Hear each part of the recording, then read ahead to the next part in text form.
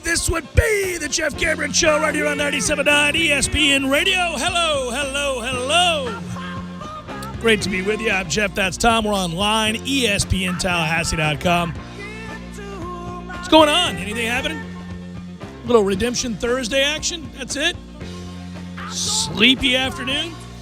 We're online, ESPNTallahassee.com. That's where you go to listen live via the streaming free always. If you'd like, you can stream the show there. You can watch it on YouTube.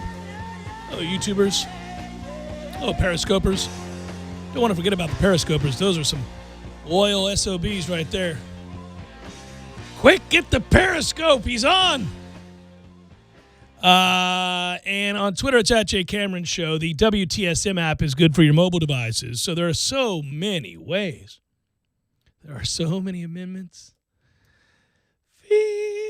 Which one shall I choose? And then I would just tell you this. If you missed portions of the show and you're not sure what was said, and you don't believe that the person who texted you later in the day or emailed you or contacted you on social media is ascertaining exactly what was said, and you think, well, I need to hear that for myself. I need to know, what did the man say? Well, we post the show all 3 hours every day upon the conclusion of it, both on iTunes and in our own audio vault. So if you want, just, subscribe to the Jeff Cameron Show on iTunes. It will populate every day. Right when you get up, you say, damn, I'm awake. Time for some coffee and Cameron. Let's do this thing. Or on your commute, whatever it might be, I don't know. Maybe your long jog. Maybe, I don't wear these things when I'm at Orange Theory working out, but some people do. I've seen people in there with their own headset because they got the other music. Maybe you listen to me there while you're working out. Lots of ways. Maybe in the shower. Maybe you listen to me in the shower. It's uncomfortable. With the Bluetooth. You got your little Braven speaker, and you go, all right, time to listen to my man while I'm in the shower. It'd be weird. But you could listen, laugh, learn, cry. I don't like that visual. I don't like it. You don't have to envision it. I'm not standing next to you talking. It's on a speaker. Right, I understand. Yeah. Okay. So there's all the ways there, and it's also on our webpage, ESPNTallahassee.com, because obviously we have an archived audio bank there too. You can find it. So many ways to go back and listen and go, oh, okay. So this is what he said. And I bring that up because yesterday to start the show, I talked about Florida State needing to be willing to really commit and go all in on, the future of the program. And what they would have to do, what that might look like, is committing to finishing the football-only facility, because anybody that we're going to take this job, say a Bob Stoops, let's just, hypothetically say Bob Stoops. If he were to take this job and they were involved in a negotiation and he had an agent, say Bill Belichick's agent, and that agent said, well, my client is certainly interested in talking to you, Florida State University. Thanks for reaching out. What say you? And they said, well, we'd like to offer you the job. Now, we know there's a lot to fill in here. What does Bob want in order to say yes to this great job? Bob and his agent might say, well, if you'd like me to compete for a national championship, which I assume that's why you're reaching out to me, we're going to need a lot of things. I'm going to need a football operations staff. I'm going to need recruiting assistants for my assistant coaches. I'm going to need you to get with the hurry up on that football-only facility. And I'm going to need this, and this by this amount of time. And so we're talking about, by the way, we got to pay all these guys that I'm going to put together as a staff, including myself. And I'd like somewhere in the neighborhood between $6 to $9 million a year. So let's start talking. All right. So then at that point, you see a scenario where Florida State has got to find a way over several years to come up with the neighborhood between $150, $200 million. So we were talking about that yesterday. I laid all that out there. And really, when you think about it in that way, when you think about it in terms of, a long-term deal, what you're agreeing to, what you're investing in, what the money represents, it's not that much. $150, $200 million. Easy for me to say, right? But it's not. It's kind of what is seemingly the norm now in college football. We all sit back and look at these numbers that these schools are willing to invest, and we think, good God, really? I mean, they got a water slide? They've got a chocolate fountain and this is LSU's locker room? What's going on here? At their practice facility? Yeah, I mean, it was crazy, right? You see all these things and you realize the investment that is being asked of alumni, boosters, supporters of any kind to any institution or football program, and you realize it's gotten out of hand, but the ship has sailed. You can't undo that. That's where we're at. And the scenario I laid out and what I was trying to convey was just how serious you'd have to be in your efforts to acquire a Bob Stoops. And I had no doubt, and I have no doubt, that Florida State has been pursuing Bob Stoops and that his people have been listening very intently to what Florida State has to say. What I've never known, and I've never claimed to know, and I certainly have never said, is that Bob Stoops is going to say yes. I don't know.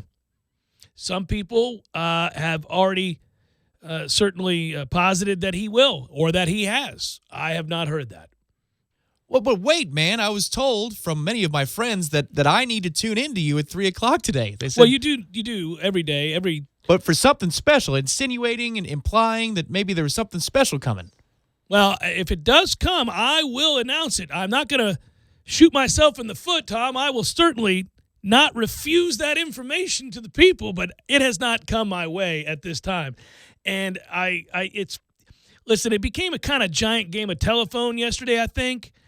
I don't know how it happened other than to suspect, social media, where maybe somebody third hand saw something that somebody was listening and they tweeted out. They were excited about whatever it was I was talking about, and then somebody saw it third hand, and the next thing you know, somehow that thing got bastardized into me saying that we had a $200 million commitment or donor. No, I never said that. You can go listen to the segment. In fact, I would really encourage everybody to go back and listen to the segment because it's really well done. I was fantastic.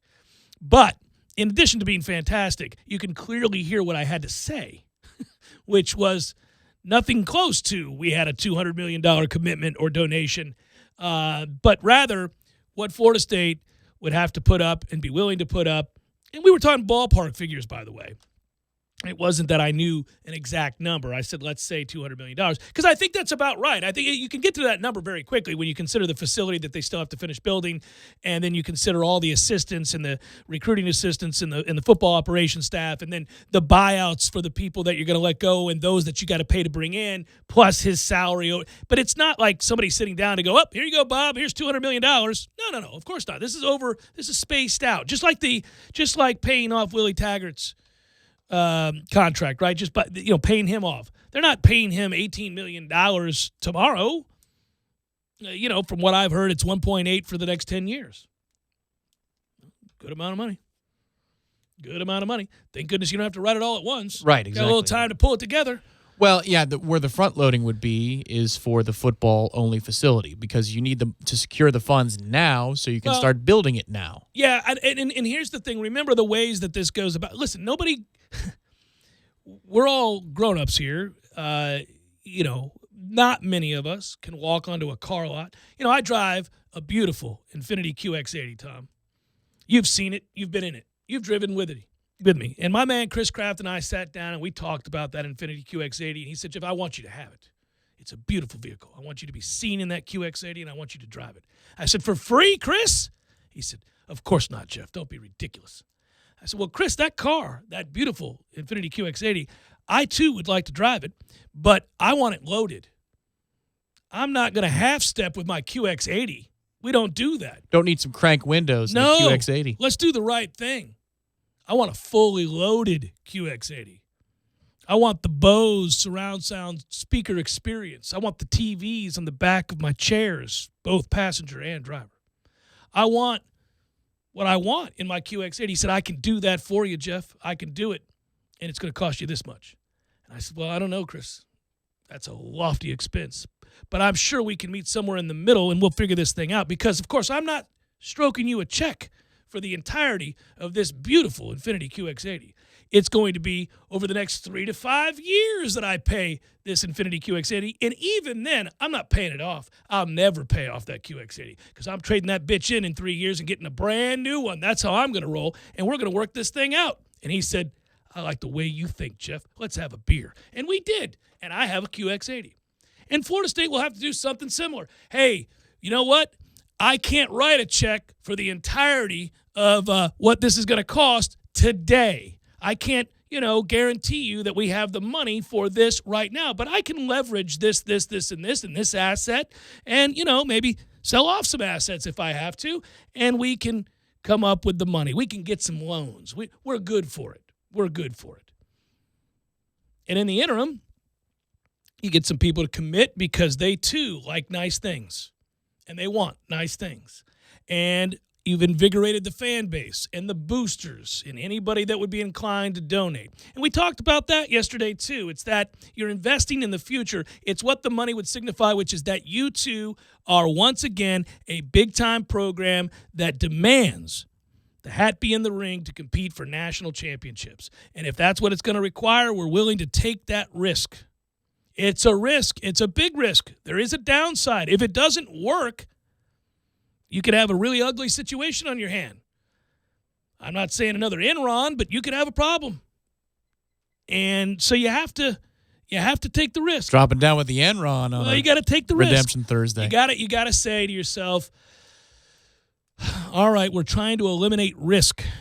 There is no sure thing. I understand that, but I'm going to play the percentages here. And the percentages say that if Bob Stoops were to say yes to this job and we were to make these kinds of commitments over the next several years, you know what? That would resonate with our biggest boosters and donors and alumni. It would resonate with recruits everywhere because Bob's a big name. He's as close to a sure thing as you're going to get. We'll bring him in here. I don't know that we'll win a national championship, but we'll instantly see an uptick in enthusiasm surrounding the program, and that means merchandise and season ticket sales and all that sort of thing, and obviously it better mean wins, and pretty quickly. And so you're making that bet. You're taking that risk. You're saying, okay, I'm willing to do that, knowing, boy, there's a downside to this, and I really hope we never have to see it. But can we afford not to do it? Where are we headed if we don't do this? Are we a second-rate program? Will we be competing for second and third in the ACC Atlantic if we're not willing to commit the way we did all those years ago?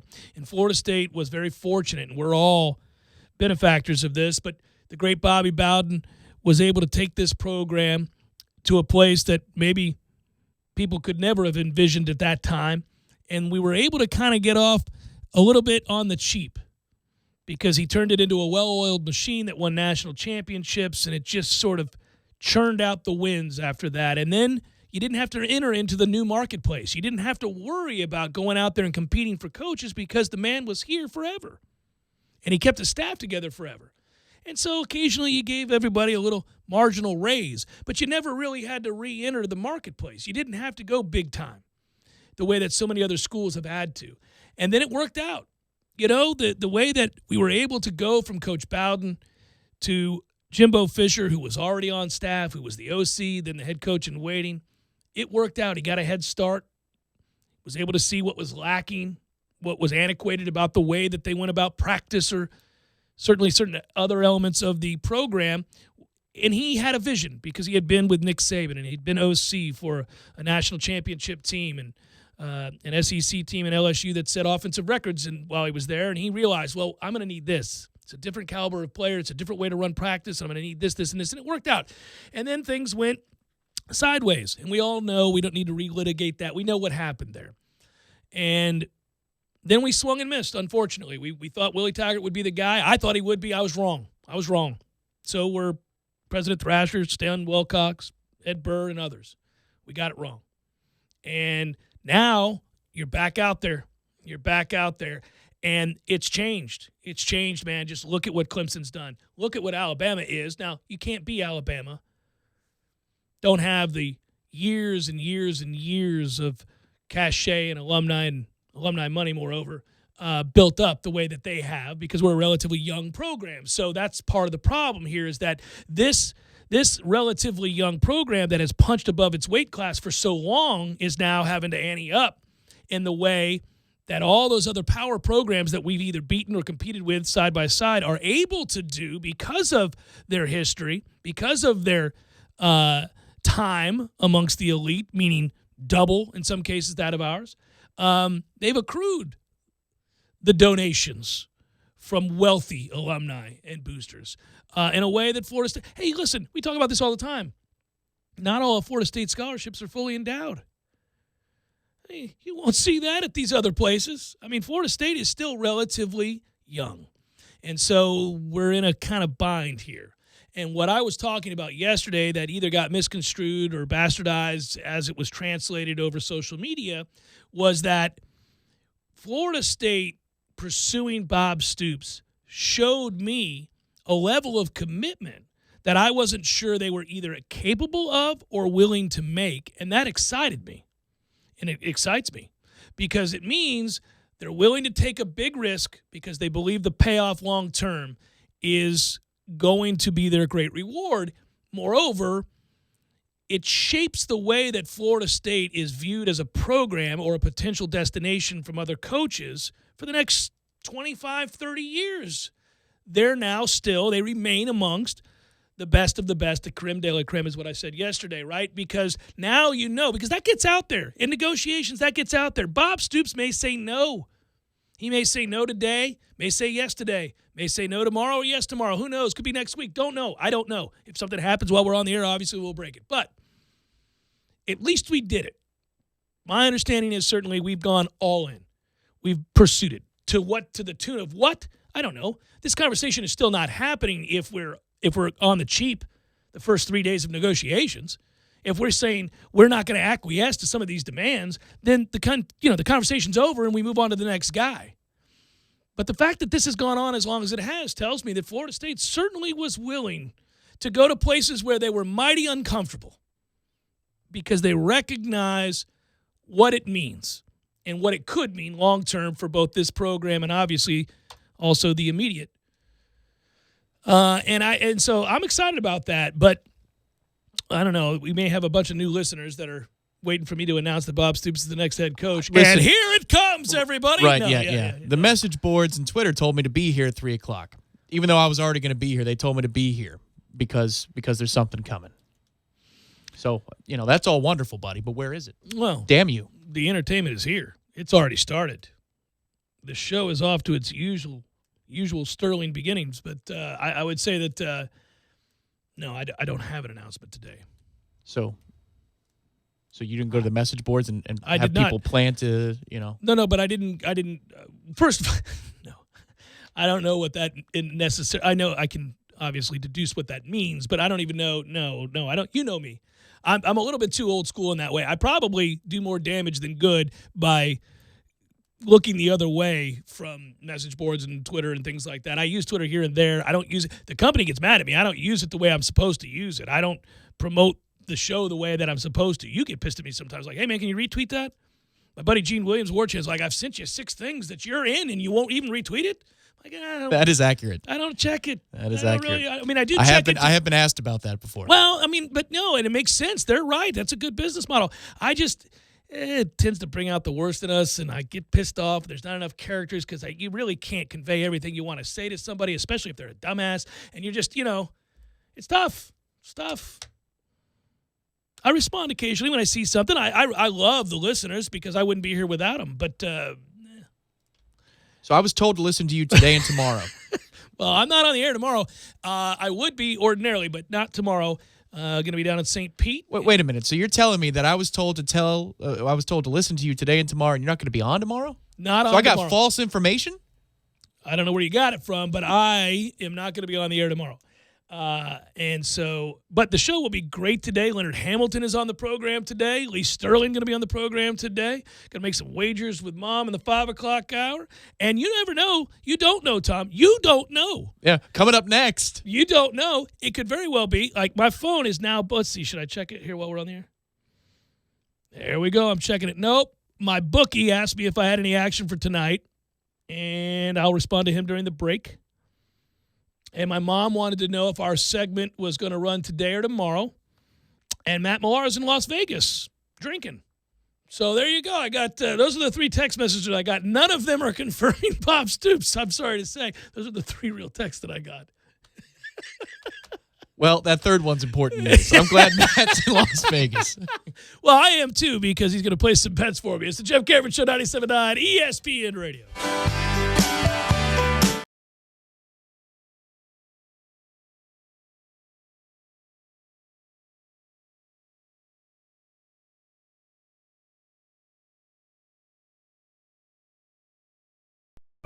Sorry, boys, I did not have time to pack.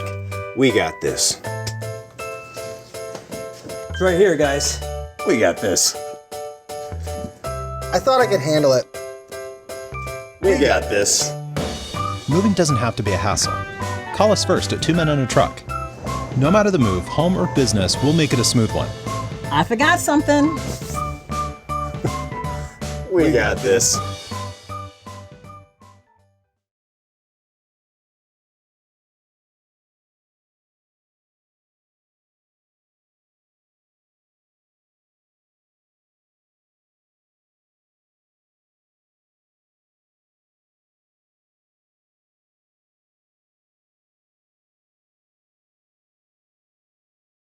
Gordo's, the restaurant, the delicious food and the people and the atmosphere. Gordo's, not you personally, but Gordo's. Yes, I like Gordo's, not me. I mean, of course, I would love to have people following me around playing music all the time. Especially at Gordo's. It's always in my head.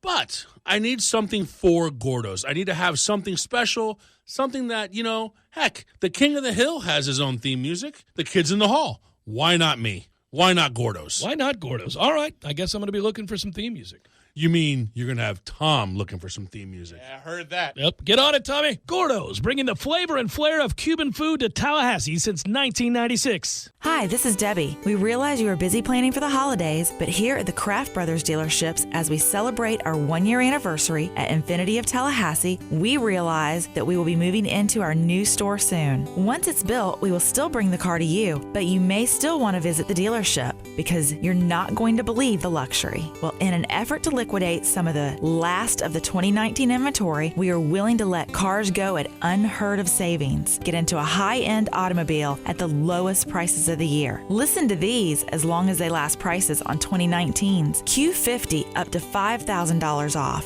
QX60s $9,000 off. QX60 Limited $10,000 off. QX80s $11,000 off. QX80 Limited, are you ready for this? $12,000 off. When we say while they last, we really mean it. Save now at the new Infinity of Tallahassee. A Kraft Brothers dealership.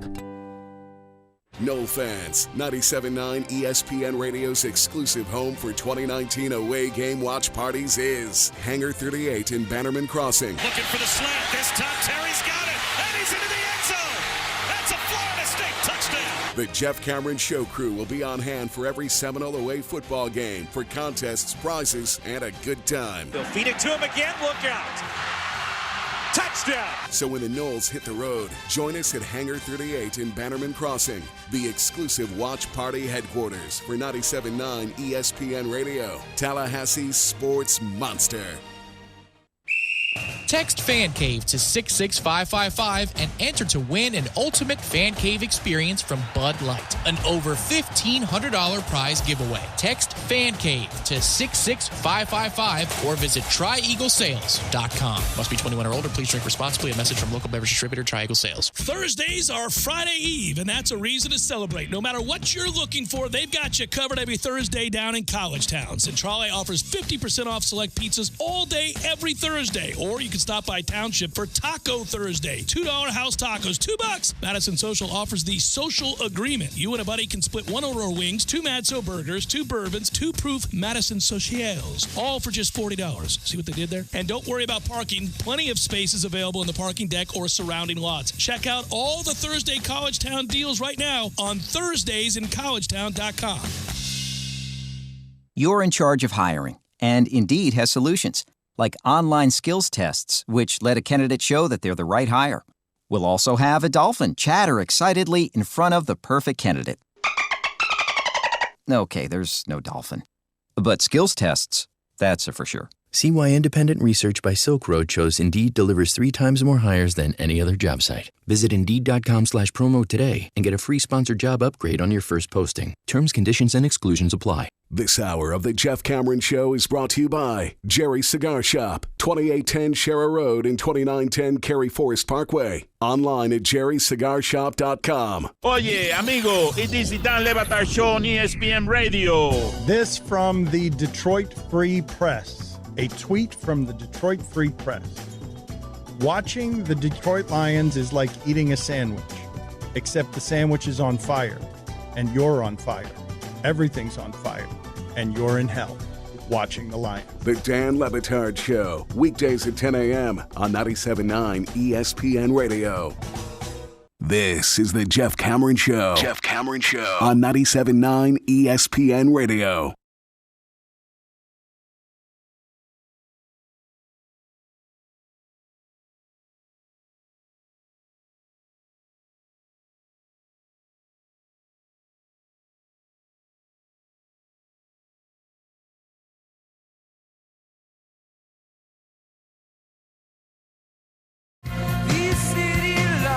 This may or may not be on the card tonight or this weekend for yours truly, but I'm going to venture a guess. I'll let Tom venture a guess. Tell me the ones that are on the card and those that are not. All right. Well, you know, we like to play this game. Yep. It's Redemption Thursday. Let's begin with the wagers. Give me Fresno State +1 over San Diego State. I'm sorry. Could you repeat that one? I couldn't say it with a straight face because I had a suspicion you were going to be on me right off the bat. What was the first one? I'm going to take Fresno State +1 over San Diego State.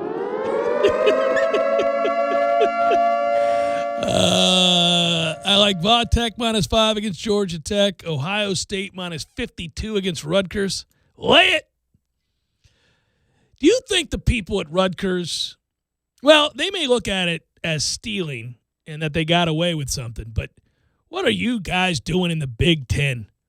You're 52-point underdogs. Have you no self-respect? Sweet Jesus. They do not. 52. You know what I think of when I hear the word Rutgers? I think of sorry-ass Rutgers is what you think. Don Imus. Remember the Imus thing? Yeah, he called the women's basketball team nappy-headed hose. That's what he said. That's correct. That's what he said. I know. Yeah, no, it was embarrassing. I couldn't believe he said it. It was crazy. And it got him fired, right? If I remember correctly. I was just surprised you, No, but that's what he said. That's what he said. said. No, there were no curse words in there. That's what he said. He shouldn't have said it. He got fired for it. There you go. Correct. Yeah. I wanted to make sure I remembered what he said, and I got it right. That's exactly. Well, I'm glad you didn't guess anything else. No, but that's Ohio State -52. Iowa -3 against Minnesota. I'm tired of this Minnesota team. People love to go to bat for them. If Matthews' Penn State team had choked last week, we would be done talking about this squad. And it's, I get it. I know I should feel something different from Minnesota. They've never done anything to me. It's just that I've watched them play a few times this year, and they're not good. But they keep winning. You got to give them credit. And PJ Fleck's done a great job there because the fact that they have kept winning is a testament to how well he's been able to get some kids to say yes to that school. I mean, it's crazy. And there's nothing wrong with their fans. I'm not trying to besmirch the great fans of the Golden Gophers. It's just that when you hear people say, well, that's a top 14. No. Man. Well, we hear that all the time it just from people that aren't used to being in the top 4. We'll probably overstate our position when we're number 9 in the country. Well, and I just hear the debates. I get from a standpoint of fair is fair. They're a Power 5 program in a Big Ten. They're undefeated. They have a significant win on their ledger now after beating Penn State. Who's Alabama beaten? Nobody. And then the whole thing is, well, what happens if they went out? Would they get? They would. They have a path. Well, if they go undefeated, of course they would have beaten Ohio State. At that point, it's double middle fingers to everybody else. Sure, but. They ain't going to beat Ohio State. So that game is in Iowa. Yes. Is that correct? Mm-hmm. But it's not a night kick. It's a 4 p.m. Eastern kick, which means 3 local time. So therefore, I will try it for the tall boys. You're going to take Minnesota. I'll take Minnesota. I think you're doing that. You're going to bat for your fiance. That's what you're doing. All right. Her mom likes the Gophers more than she does, but I mean, there's nothing wrong with it. I'm not ripping her. I just Minnesota. I feel like there was no logic to it last week, but you know what that offense did against Penn State's defense? No, they did. They lit it up. Bunch of long passes that hit. Penn State turned it over 3 times inside the 20. What are we doing here? But there is a difference between Penn State and Iowa in terms of talent level. Yeah, no. Big time. I mean, listen, but it also tells you everything that Vegas thinks. Iowa's favored. I mean, they clearly don't think much of Minnesota. But hey, Minnesota keeps winning. They're having a last laugh. Tall boys. Tall boys. Somebody's winning, tall boys. This guy, when Iowa beats Minnesota by 10. Here we go. Ooh, you came with the good stuff. Natties. Colorado State plus 10.5 against Air Force. I'm sorry, would you repeat that one more time? Colorado State plus 10.5. Double-digit home dog in a rivalry matchup against Air Force. There you go. Yeah. I'm on quit watch for Michigan State after choking that game away against Illinois in the fourth quarter. Give me Michigan to lay a number on them, minus the 13.5. How about that? Well, and Michigan is trending in that direction. How about that? Me going with Harbaugh of all people. I'll do it. I would do it. Florida minus 7 against Mizzou. That's a Mizzou team trending in the wrong direction. We both got the Gators, I think, there, right? Yep. I think so. Okay. And in the National Football League, give me the Saints minus 5 against the Bucks, and Houston plus 4 against Baltimore. I like Houston to maybe go on the road and win that game. Houston to win the game. Maybe to win the game. Not as high on Baltimore as everybody else. I know. Their D-line isn't exactly what it was last defense. year. No, I don't Houston, love their I'm talking about. Yeah, well, but neither's. I don't like Baltimore's defense either. No, Jadeveon Clowney just took over a game of Monday Night Football for the Seahawks. He did. And then Watt's out again because that's what he does. Well, he's out for the rest of the year. Yeah. He's always out.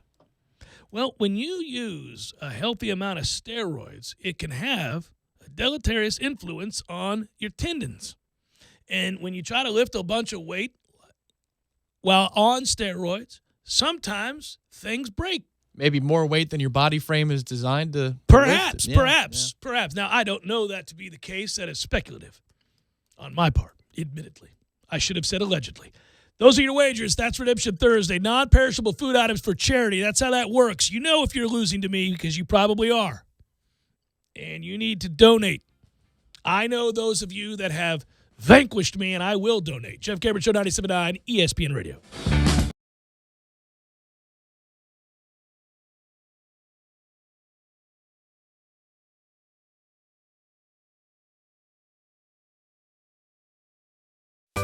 Sorry, boys, I did not have time to pack. We got this. It's right here, guys. We got this. I thought I could handle it. We got this. Moving doesn't have to be a hassle. Call us first at 2 Men and a Truck. No matter the move, home or business, we'll make it a smooth one. I forgot something. We got this.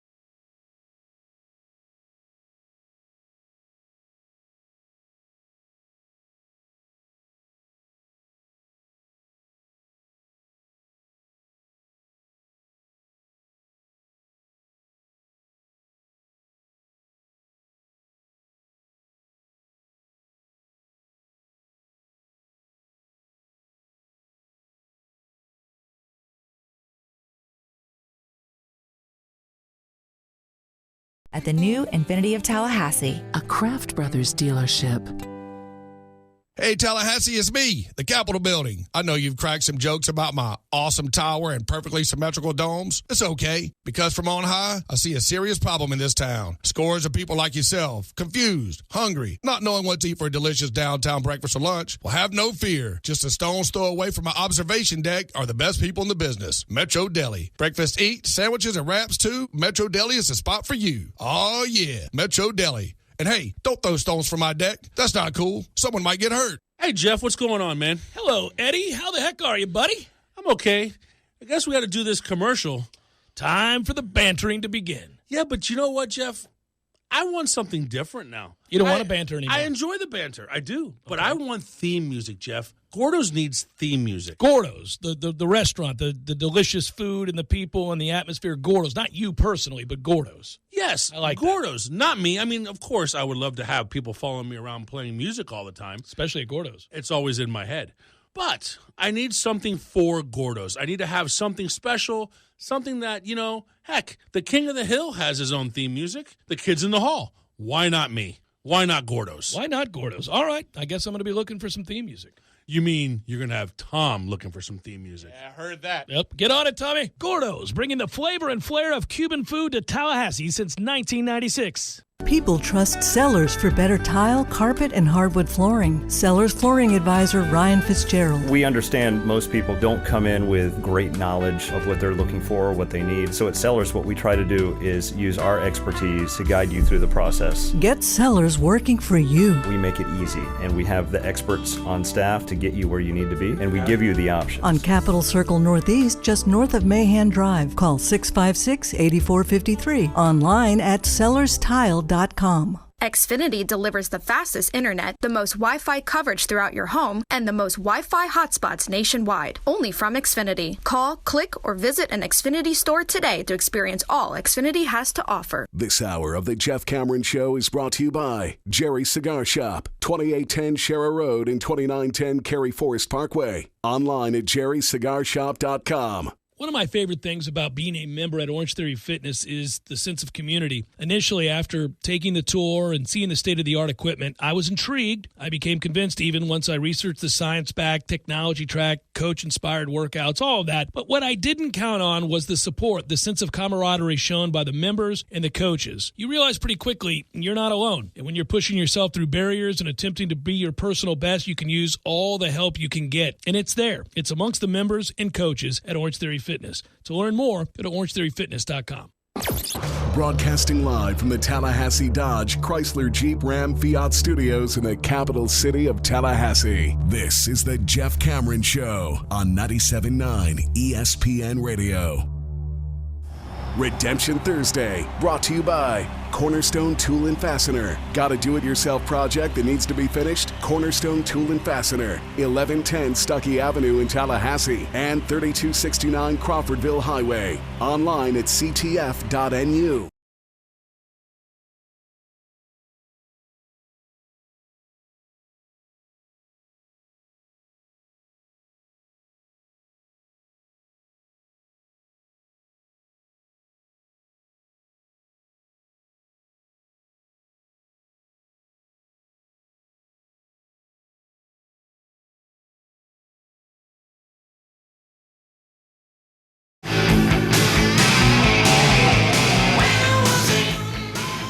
Does not look like Notre Dame will sell out this weekend. You say, so what? Who gives a damn about Notre Dame, Jeff?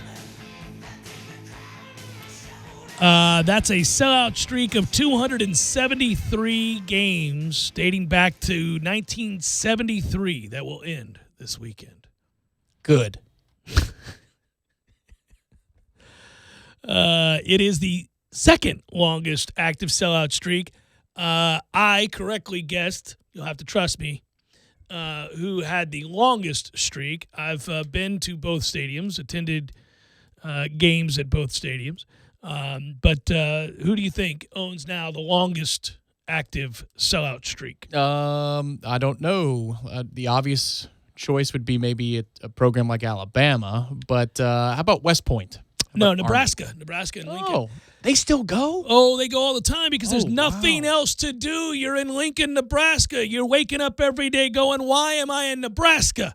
Now, that said, I really like Nebraska fans, get along with them just fine. You might not think that to be the case since my second team is OU, but I really like Nebraska fans. Went to a game there, went to a game against Colorado many moons ago with my buddy Kobe, who got his undergrad there before eventually arriving in Florida State to get his PhD. And anyhow, he and I went there. He took me back and said, come to Lincoln with me, Jeff. It's a special place. You'll love it. And it snowed the night we were in Lincoln. And my story about Lincoln is that they closed their bars way too early. And, oh, by the way, the problem with that is they also like to get a head start even on closing time. And so I had an altercation with the bartender. An altercation? Well, no, we didn't. No, not physically, verbally. Okay. A verbal sparring match. Yeah, they were closing. I don't know if they still do this. This is like 20 years ago. But I think they were closing at like 11 my time. So first of all, my time, Tom, said it was 11. Of course, the time difference on. Mm-hmm. I'm like, it's 11. Then secondly, it was 11:45. And they start flicking this light on, off and on in the bar. They're letting everybody know, like, hey. I'm like, what's this dude flicking the light for? We got 15 minutes. 15-minute warning. A lot of places do that. Yeah, no, but they were really violent with it. They just way too much flickering. It's like if you're making out with a girl in the driveway in front of her parents' house, and the mom is flicking the light off and on the porch. I know you two are kissing out there. Respect for my driveway is what the mom is saying. Well, I understand it. I mean, you don't have to, just flick it once. I got it. You're by the door. Well, the multiple flicks means stop. Well, stop. No. Time's up. Let's go. So here's the thing. This guy's, right. Multiple flicks means stop. Stop multiple flicking. One flick should suffice. I got it. Closing down here in 15 minutes. Awfully early, I might add. But okay. Go ahead. Click it. No, this guy's like he couldn't wait to kick us out of the bar. I'm like, it's our college town. What the hell are you doing? So about 2 months ago, I was out with the fiance and an old friend of mine, good friend of mine, celebrating a birthday party. And it was just a group party. Everybody was there casually, sipping on some beverages. And this place closes earlier than your typical Tallahassee establishment. Mm-hmm. But a half an hour before close. A half an hour with the flick. Well, not the flick. Okay. But you were made to feel unwelcome. You were made to feel as though you were a burden. A half an hour before me off. The posted hours say, we're done here. Yeah, they start sweeping around your feet? Literally. Oh, no. Mm-hmm. At that point, I'm ordering another one. I'm staying to the last second. I'm staying. I was about to leave. Another round for everybody. I'm drinking my porter. Here we go. You need one? I don't know you. I got you. Let's go. Anybody else need a drink? Is that kitchen still active? No. What are we doing? Like chairs up on all the other tables. Oh, like a half an hour. Come on, man. And you and I have both worked in the restaurant bar industry. I've been a barback, a bartender. I've been a waiter, all that. I get it, man. There's times I don't try to be that guy. I'm not walking in. If the posted sign says we're closing at midnight, I'm not strolling through your doors at 11:52 expecting you to be elated that I just walked in. I got it. But if I've been there for a while and I've been adding to the coffers and we've had a good time, you're not rolling me out here like I'm some schlep. Let's go. Give me another drink there, Slick. Well, I mean, come on. Anyhow. It's my purpose. That's why I'm here behind the bar, is to tend. It's nuts. To tend to you, not just the bar. Anyhow, Lincoln, the fans are great. I had a great time there. They beat Colorado that day. It was a brisk afternoon. It was perfect. And, before the game, a lot of the fans there, they drink beer and V8. Have you ever tried that? No, but that is more interesting to me now. I was very down on the V8 and the tomato juice in general as a kid, but then, oddly enough, the Bloody Mary was the gateway into enjoying a nice V8 every once in a while. They drink a light beer, like a Bud Light or a Coors Light, whatever it is, a real light beer, Miller Lite, whatever, not to leave anybody out. But they take that and they pour the V8 in there, and you get your red beer there, for the Huskers and all that. And it's not so bad. Getting some vitamins in there while you drink your beer. I thought it was going to be terrible, but I drank it and enjoyed it. It was all right, huh? Yeah, it wasn't too bad. I mean, so you'd have it again? If I were in Lincoln, I would. I'm not going to do it. I'm not going to do it at my house. It's like you're not ordering a Lone Star when you're here at Corner Pocket or something. Correct. No, I'm not. But if I were there, y'all have any Lone Star back there? That's actually kind of funny. Now I want to.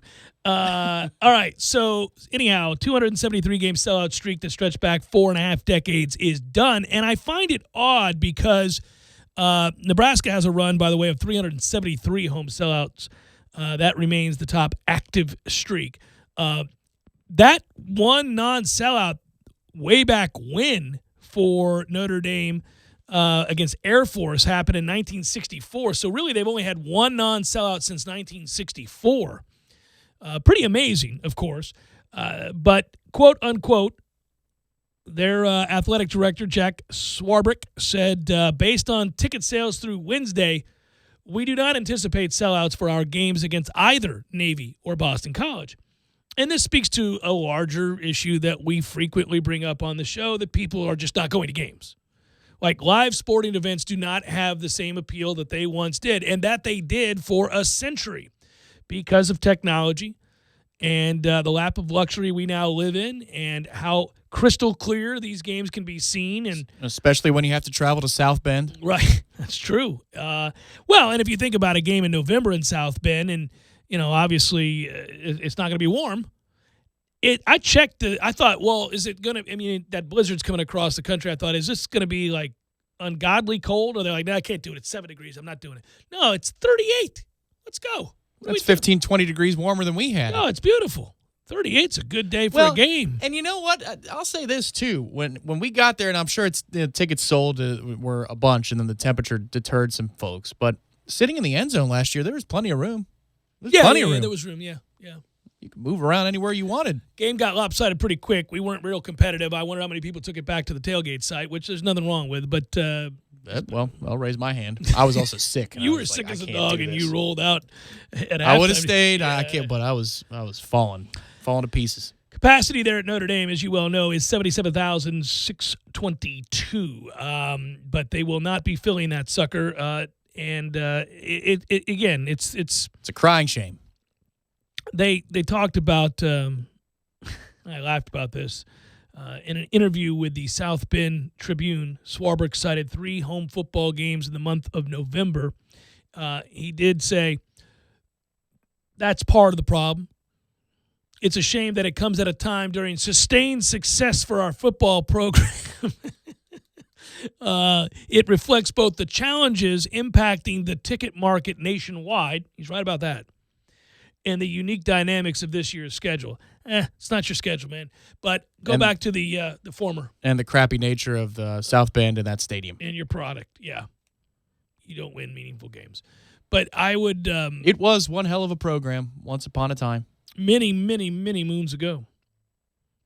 We just played in the national championship. You weren't competitive. Everybody knew you shouldn't have been there. But I will say this. I just in the playoff. Well, you weren't competitive. Once again, we knew. Yeah, it was a game against a good team. Okay. But it is crazy because I always thought that streak would never break. I mean, there's nothing out there. And Notre Dame fans are, they're very, very loyal, obviously. I mean, that was America's team for the longest. There are Notre Dame fans sprinkled all over the globe. I really thought they'd have no problem selling that. I thought they would be one of the last, along with Nebraska. I mean, I get it. I'd like to see a study on their rankings and ratings, I should say, their TV ratings on NBC and how they've dwindled over the years as people get more options. I'm sure it's across the board, of course, like this CBS game of the week for the SEC or the ABC 3:30 kickoff, which used to be as prime as the 8 p.m. is now. I just wonder what the numbers for NBC Notre Dame football are in 2019 versus the way they were in 99, 89. I mean, it's got to be just fractional compared to what it once was. That was their major advantage. They were always on. If you think about where we'll be, and, even if you bring it back to Florida State for a second, there's still structural changes that they have to make to the stadium.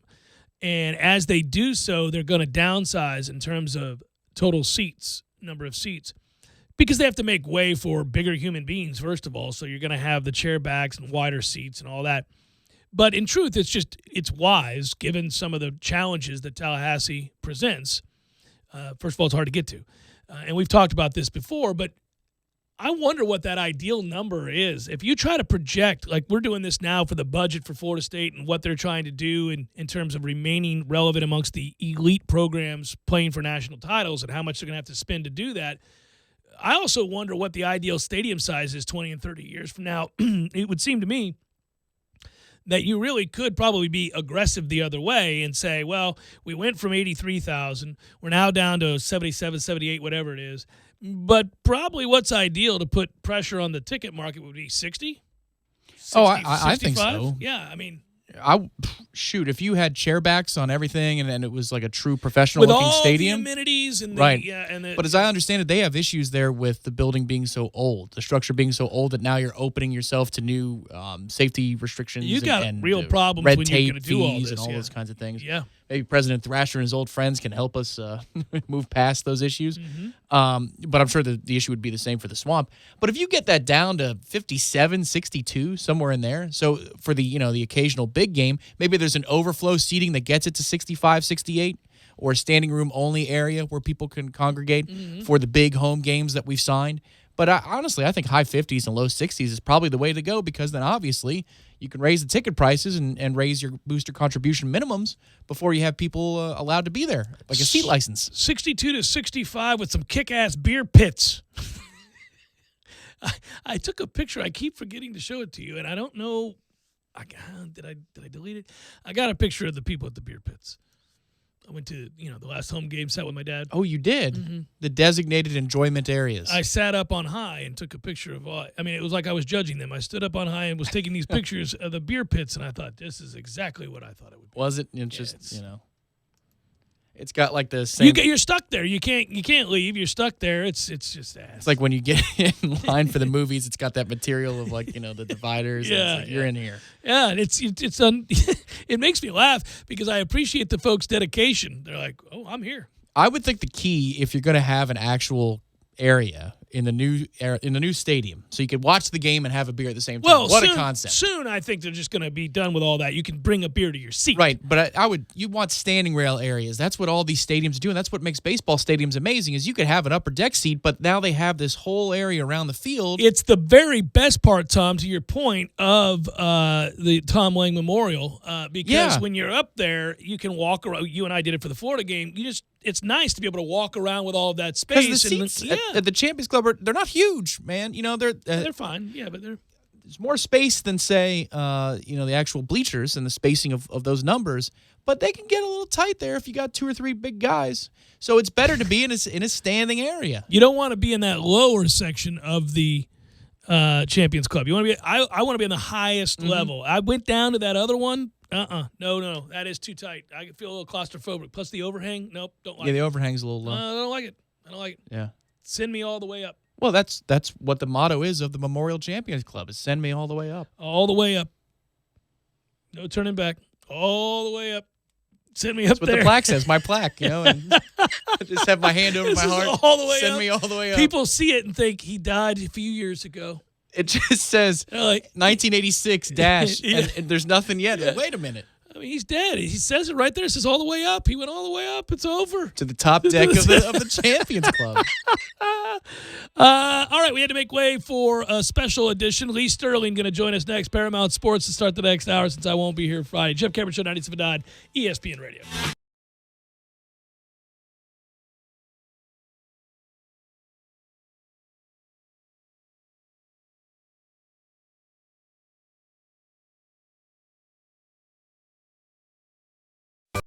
Sorry, boys, I did not have time to pack.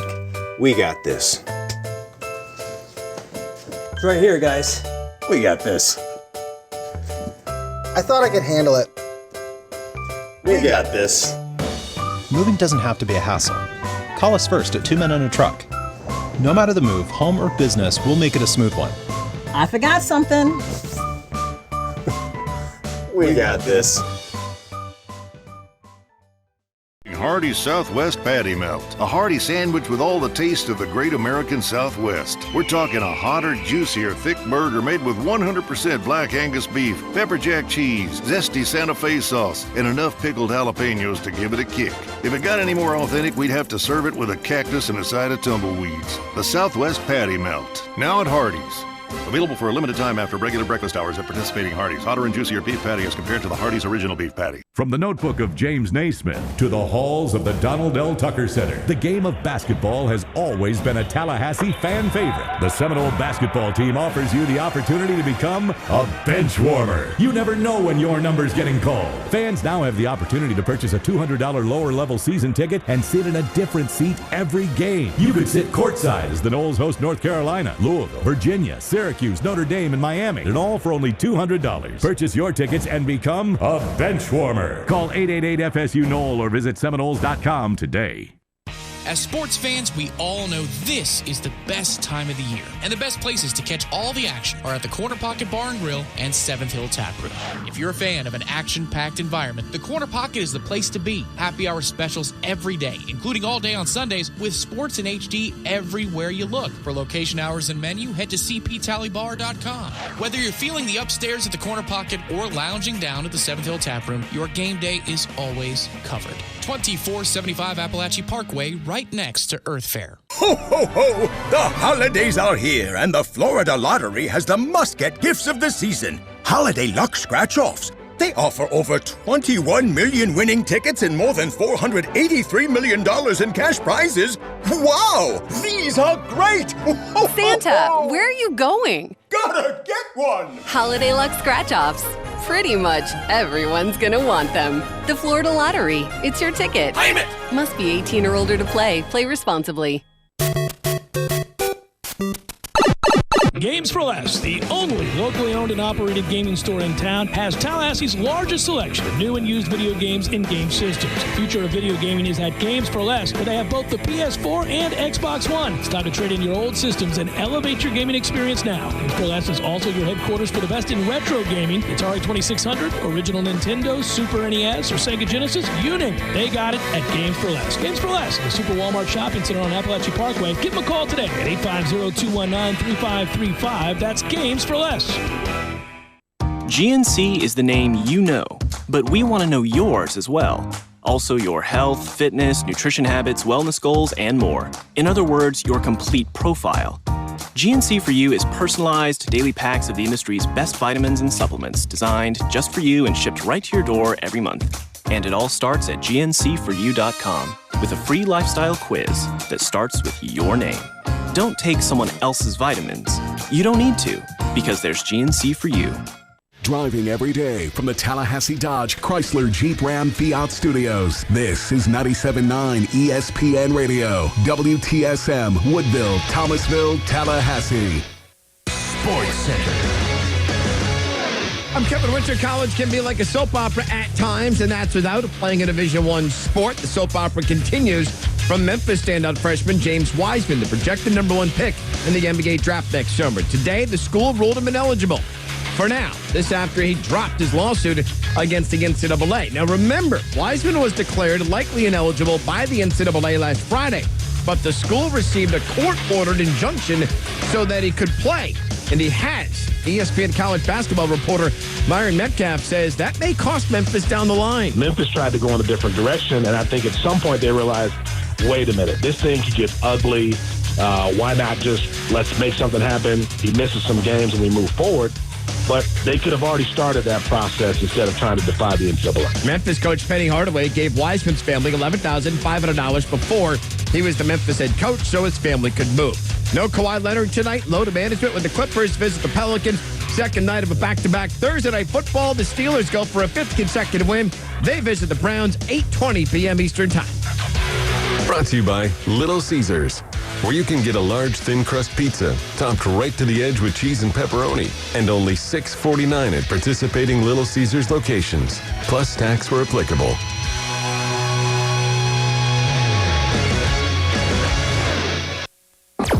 Broadcasting live from the Tallahassee Dodge Chrysler Jeep Ram Fiat Studios in the capital city of Tallahassee. This is the Jeff Cameron Show on 97.9 ESPN Radio.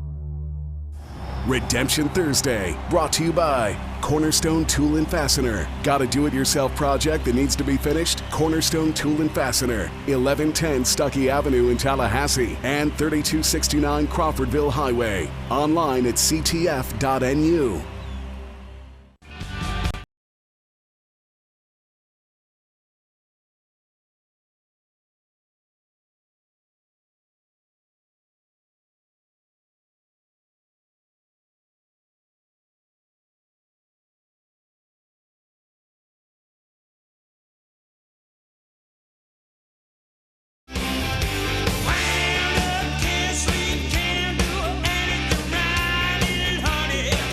to Jeff Cameron Show 97.9 ESPN Radio. Hello, Redemption Thursday. Good to have you all on board. It's Jeff. That's Tom. We're online, ESPNTallahassee.com. That's where you go to listen live via the streaming. And, by the way, if you'd like to email, feel free. Fire away, jcs at 979ESPNradio.com. You can find me on Twitter at JCameron Show. The WTSM app works just fine. YouTubers, Periscopers, hope you're well. Thanks for watching. Normally, we talk to our friend Lee Sterling of Paramount Sports every Friday. I have mentioned several times over the last 2 days I am not going to be in town tomorrow. I have an engagement that I didn't want to miss out on that I'm going to be attending. And so it is that I wanted to get our picks in. Wanted to talk to Lee Sterling, and we bring him in right now. Lee, how are you, brother? Good. Different on a Thursday? I heard there's a cold front coming through here. They said it's going to be down to 65 degrees, so I don't think anyone wants to hear my complaints. The funniest thing is to be in Miami when the temperatures drop into the low to mid 70s or high 60s. I laugh every time I watch your all's news. You've got people with fur coats on, and I mean it's like it's like they're hunkering down for the Great North to invade. It cracks me up. It is funny, but it's cold up there, isn't it? Yeah, it's been chilly. It's been great. You know, I love that, and we got into the 30s, and so it was absolutely perfect for me. I heard in some areas, wouldn't it like some parts of like South Georgia were in the teens? Oh yeah, it got real cold where my brother lives in Atlanta and some places just north of us. Yeah, absolutely. But it's fun, and it's fun except for when you watch the MAC games on Tuesdays and Wednesday nights.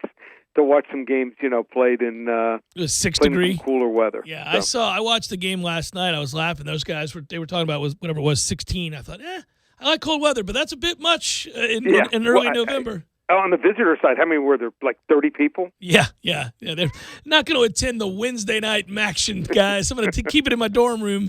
That's one of those things. Like if you live up there, and let's say you're a season ticket holder for Toledo, and you see got a Wednesday night game. You're like, who can I give these tickets to? Yeah, I'll give them to Goodwill. Anybody need these things? All right, here we go. Yep. Interesting game right off the bat, and I'll tell you why. I think Louisville is moving in the right direction, but they took a pasting at the hands of your Canes last week, and they don't have the horses. And I also can't decide whether or not NC State and Dave Doran, whether they're packing it in for the year. Two pretty bad football teams on the whole. Louisville is laying 3.5. What say you? Well, I will say this. When I watch this NC State team, it's pretty evident that there is a lack of talent, number one. I mean, I was watching the Ball State game earlier in the year. I'm like, Ball State might be the better team talent-wise. And then they miss Eli Drinkwitz. This guy, as their offensive coordinator, when he left Appalachian State, big loss. And filled it in with some guys. I think they're Jags, just another guys. I don't think they're doing a great job. They've had quarterbacks and good skill people. They've been able to mask a lot of their weaknesses, but this is not a good team now. They're already on their third quarterback. They got no running game. Their defense, how about this? 0 takeaways last 5 games. That'll hurt your feelings. You can almost get lucky and run by some guy by accident. And he just coughs it up, sure, yeah. So maybe be able to, get a takeaway. So Louisville, I think, is going to exploit the NC State defense with some heavy run sets. And I think Dave Doran's in trouble here. He's got no plan, little talent. He's got a nice running back in Knight, the freshman, but that's about their only weapon here. And the 3-0 turnover disadvantage did Louisville in versus Miami last week. I like Louisville here, 34-24. Before we take a step forward, I want to say, and twofold, thank you and congratulations on a fourth-quarter rally for the ages, my friend. Well, the third and a fourth-quarter rally. It was, but it was 27. I got some. When Illinois was down, 28-3. There's some interesting emails, I'm sure.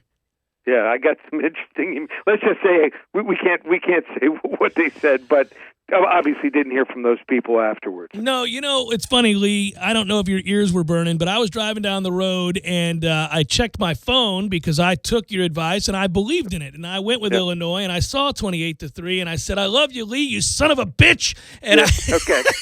Well, at least you're honest, but you also, I can take some of the criticism. But you rallied back, and I was elated, and I took Illinois on the money line, sir. Not the 14.5, but the money line at plus 500. Okay, so when I guess you'll be paying for dinner. I got dinner, my friend. I got dinner. Here we go. What's interesting about the game? So I thought it was one of the worst, and I'm not just saying this because I had Illinois. It was one of the worst officiated games in a long time. And if you watched what was going on the Illinois sideline, I mean, Lovie Smith, I'm shocked that he didn't get an unsportsmanlike penalty call. So it was that bad, or get thrown out of the game. He was losing it. So at one point, I think it was like 8 penalties to 1, and this Michigan State program has some problems right now.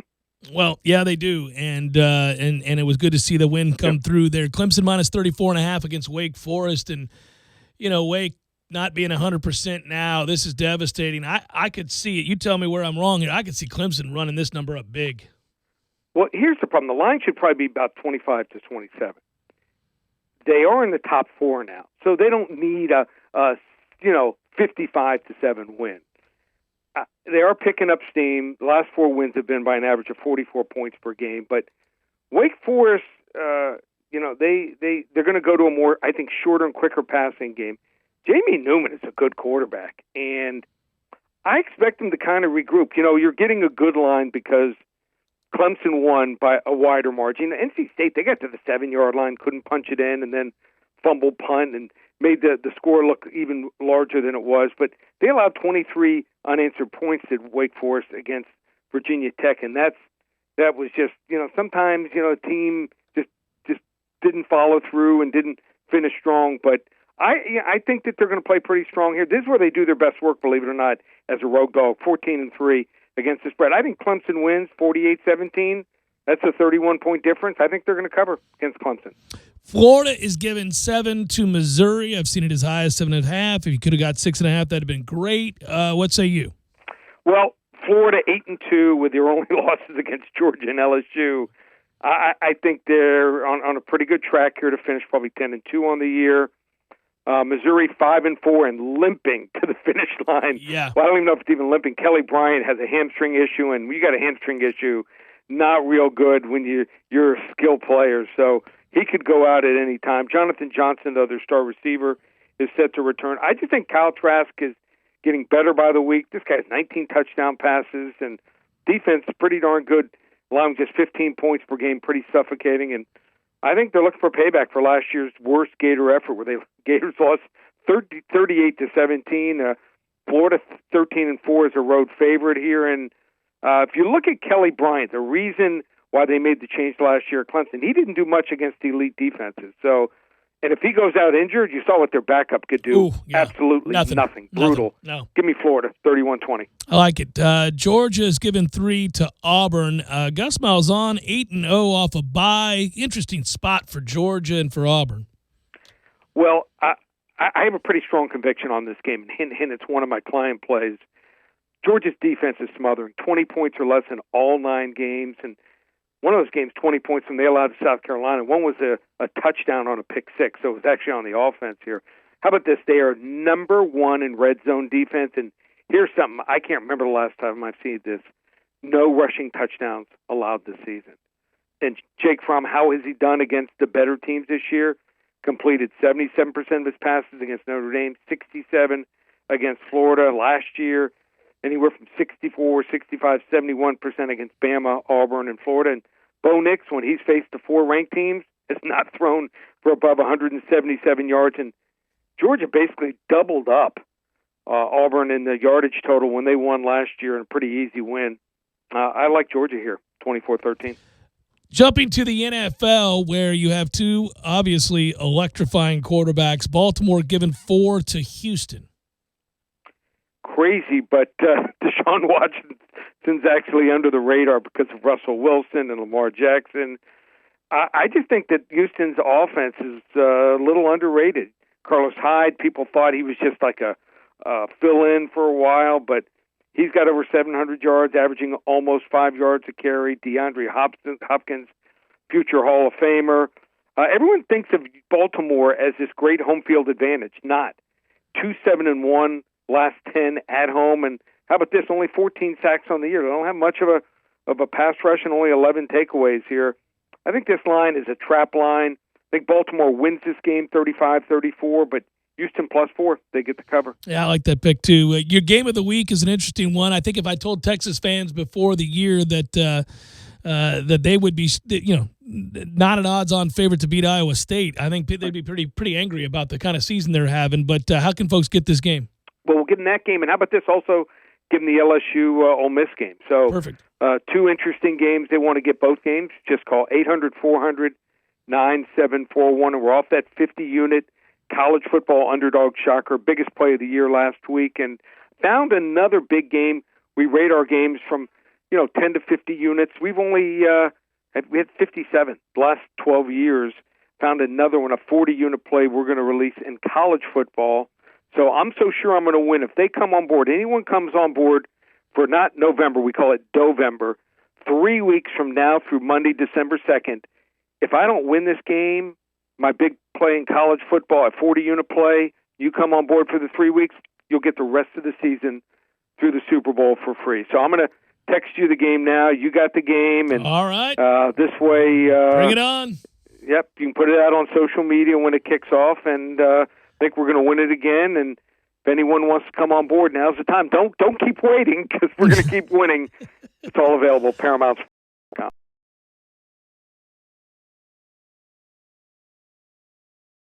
And real soon. Enjoy your weekend. Okay, sounds good. Take care. Take care. Lee Sterling, Paramount Sports, joins us every week, ordinarily on a Libations Friday, but we wanted to get those wagers in. And because he nailed his Illinois pick last week. He had them winning outright. They were 14.5-point dogs. They did win outright, obviously covered the number. If you had Illinois on the money line, it was plus 500. This guy did. The guy across from me did. It made our weekend. Yeah. It made our weekend because there were some other things that didn't go our way, and we needed Illinois to really rise up. I would have been okay if they just covered, but I was really okay when they won. Once the money line happened, it was a reason to celebrate. It was a thing of beauty, and I can still remember checking that score going, oh, my God, it's happened. The comeback is complete.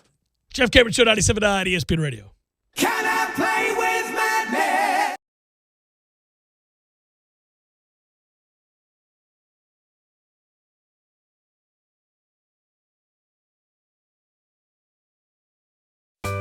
Sorry, boys, I did not have time to pack. We got this. It's right here, guys. We got this. I thought I could handle it. We got this. Moving doesn't have to be a hassle. Call us first at 2 Men and a Truck.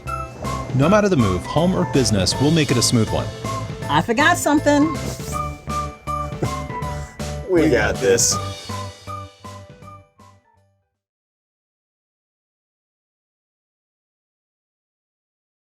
It's brought to you by Jerry's Cigar Shop, 2810 Shera Road and 2910 Cary Forest Parkway. Online at jerrycigarshop.com. Win an ultimate fan cave experience. Text Fan Cave to 66555 and enter to win a $1,500 prize giveaway from Bud Light and Anheuser-Busch beverage distributor Tri-Eagle Sales. Win a 50-inch flat screen TV, refrigerator for your ice-cold Bud Light, and more. Text Fan Cave to 66555 or visit trieaglesales.com. Bud Light, famous among friends. Must be 21 or older. Please drink responsibly. A message from local beverage distributor Tri-Eagle Sales. It's bow time at Bojangles. Come in today for a 3 Chicken Supremes dinner for just $4.99. Each Chicken Supremes dinner comes with 3 of our bold, craveable chicken tenders, your choice of fixin', and a fresh buttery biscuit. Plus, you'll get a free legendary iced tea. For a limited time, get Bojangles 3 Chicken Supremes dinner with your choice of fixin' and a biscuit for just $4.99. And don't forget that free iced tea. Bojangles, it's bow time, y'all.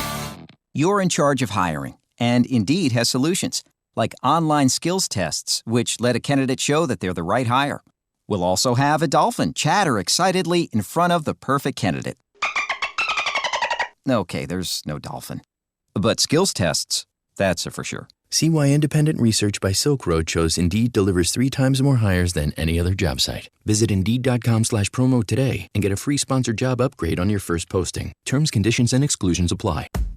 Your next haircut now has a shortcut. Introducing the Sport Clips Haircuts app. That's right, now the cut you want is just a tap away. Just download the app, check in at your neighborhood Sport Clips, and choose your Guy Smart stylist, and you're done. We'll text you when your stylist is almost ready. Then head to Sport Clips for a championship haircut experience. It's home field advantage for your hair.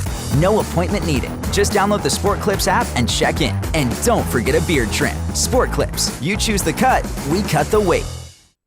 Hi, Chris Kraft for Kraft Nissan. Look around. That's right, you see Nissans everywhere. Tallahassee has officially become a Nissan town. Kraft Nissan town. Why? Because Kraft Nissan has the best pricing, best selection, and the best buying experience in town. And at Kraft Nissan, you get the best value for your dollar with more standard features, our exclusive and the original lifetime warranty, our easy choice menu that gives you a price and payment in writing, our new For You program that helps people with damaged credit, and every new Nissan we sell has available 0% interest for 60 months. Plus $1,000 over Kelley Blue Book for your trade. Best of all, my people are the best in the business. They'll greet you with a smile and a handshake, and they know your time is valuable. My managers are always accessible, and of course, you can always ask for me or my brother Peter. Bottom line, if you need a new or pre-owned car, you need to experience the Kraft difference. Great people, great product, great price, with the best car buying experience in town. Kraft Nissan on Mahan Drive between Academy Sports and Costco. And remember, if you don't see the Kraft tag on your car, you paid too much. Way too much.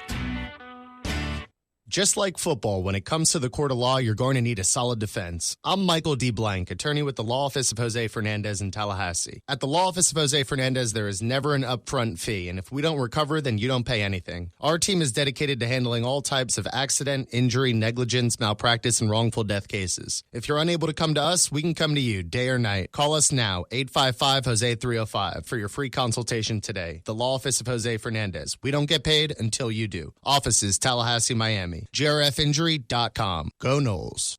Lane's Medical Shop has all of your home medical needs. They carry home oxygen, hospital beds, nebulizers, walkers, wheelchairs, orthotics, diabetic shoes, and all sleep apnea supplies. Lane's also has a weight loss clinic in-house, no appointment necessary, including B12 injections and any prescriptions necessary with the lowest prices around, and delivers to Tallahassee and South Georgia. Located only 40 miles from Tallahassee, go see Blake today, 210 West Main Street, Colquitt, Georgia, 229-758-9111.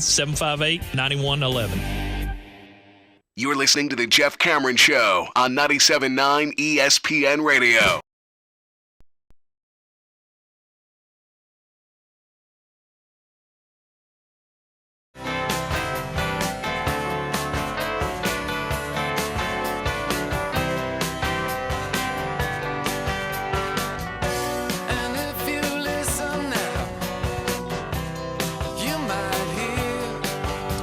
By the way, all of our talk off and on throughout the week about the coaching search. I can't speak.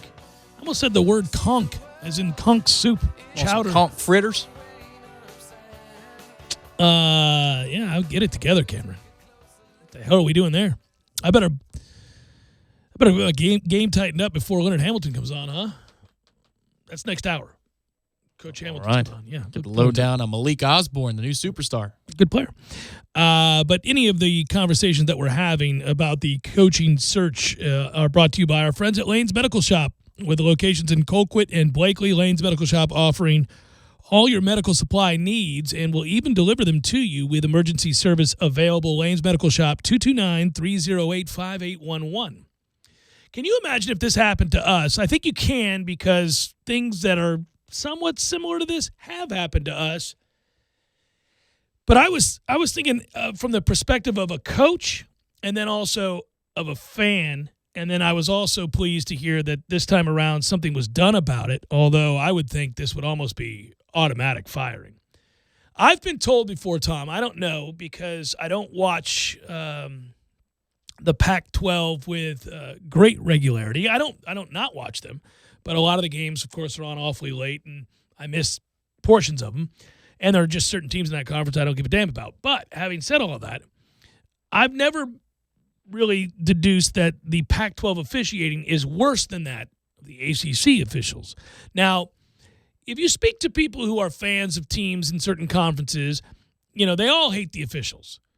But it is generally regarded for people who cover the entirety of college football that the two worst conferences for officiating are the ACC and the Pac-12. Those two conferences specifically have horrific officiating crews and mistakes that are made on the regular. The reputation of the ACC is, as you might guess, one that is flag happy. That of all of the things wrong with what goes on in the ACC with officiating that is bad or less than desirable, it's that they just can't help themselves. They've got to throw a flag after almost every play. Yes, that seems about right. Anything that looks a little bit too rough and tumble, we better throw that flag because, it's not football or anything. And the Pac-12, apparently, the complaint about the officials out there is that they don't know the rules, that they just make stuff up, that they're incompetent. So I can't decide which is worse. The constant flag throwing in the ACC drives me nuts because football is tough and guys get hit hard, sometimes brutally so, and that's just football. We don't have to throw the flag like we're frightened children, but they do all the time. But then again, listen to this and think about how you would have felt had you been watching it, okay? Pac-12 has suspended a referee after awarding a penalty to the wrong team. So they've suspended a referee for one game after the officiating crew of the Cal-Washington State game awarded a penalty to the wrong team. Early in the third quarter, Washington State returned a kickoff to midfield. All right, follow along. But a hands-to-the-face penalty called against the Cougars brought it back to the Washington State 8-yard line. So Washington State takes it out to the 50. They call hands to the face. They got to go back to the 8. So the spot of the foul was a 16. Okay. In theory. So as it turns out, the penalty was actually committed not by a Washington State player, but the opposite, by a Cal player. It was a face mask on a Cal player on the return. And Cal's uniforms are very different than Washington State's uniforms. And the official looking at the play rightfully saw the face mask and threw the flag on the Cal player for the face mask on the Washington State player. So it should have given the Cougars run back an extra 15 yards. After the next play was run, the referee informed Washington State that there was an error in application of the penalty, the conference said in a statement. The penalty was on the kicking team, number 15, not the receiving team, and the penalty should have been assessed on Cal and not Washington State, and the ball should have been placed on the Cal 35-yard line. Instead, it ended up on the Washington State 8-yard line. That is a significant difference in field position, my friends. 57 yards. 57 yards of FU by an official. 57 yards. And apparently everybody in the building knew the error. Obviously, Leach did as well and had something to say about it. Can you imagine watching that play out and not getting kicked out of that game? Like, I don't think I would have allowed them to run another play. Like, no, we're not running another play, you dumbass. What is wrong with you? No. I think I'd have stood there. You'd had to kick me out. I'm not running the next play from my 8 when I should be on your 35. We're not doing it. We're not doing it. I think it would depend on score and circumstance how hard I would try to get kicked out of the game. Well, you need to win the game because you're not exactly playing well, and they ended up losing the game 33-20. Might have made a big damn difference because in doing so, they went from going from to 6 and they're 4 and 5. So 5 and 4, 4 and 5. Yeah, those are the options. That's a pretty big damn deal. Well, okay. Did it say the outcome of that particular drive? You said it started the second half because I'll look up the drive chart and see what they ended up happened. kicking a field goal. So they went far enough to kick a field goal. They ended up kicking a field goal. Oh God! Yeah, Here we go. Here we go. Right. So according to the conference, the other officials from the game have been downgraded now because they didn't step in and get it right. Following the penalty, they did drive. They ended up driving 70-plus yards to kick that field goal. Man, I would really be angry. They ended up losing the game. That guy's been suspended for a game. And then you have that really boggles the mind because you can get together. You can get together. And at that point, you go, oh, everybody, let's calm down. Jerry, what did you see?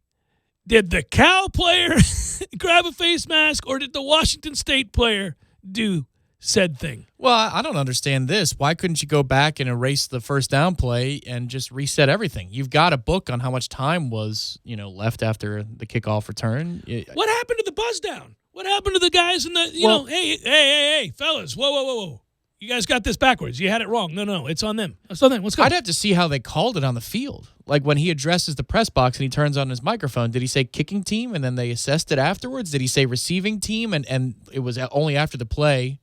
The one official, I guess, was too cowardly to speak up and say, guys. Yeah, well, guys. A lot of times they don't want to, obviously, correct one of their officials. And, I'm sure there was a lot of screaming. I heard players were jumping up and down, irate. And, at some point you just decide, no, I'm sticking by it. But that's nuts. But if you misapply the rule, at that point, to me, all right, we've already broken one. Let's break another one to get this back right.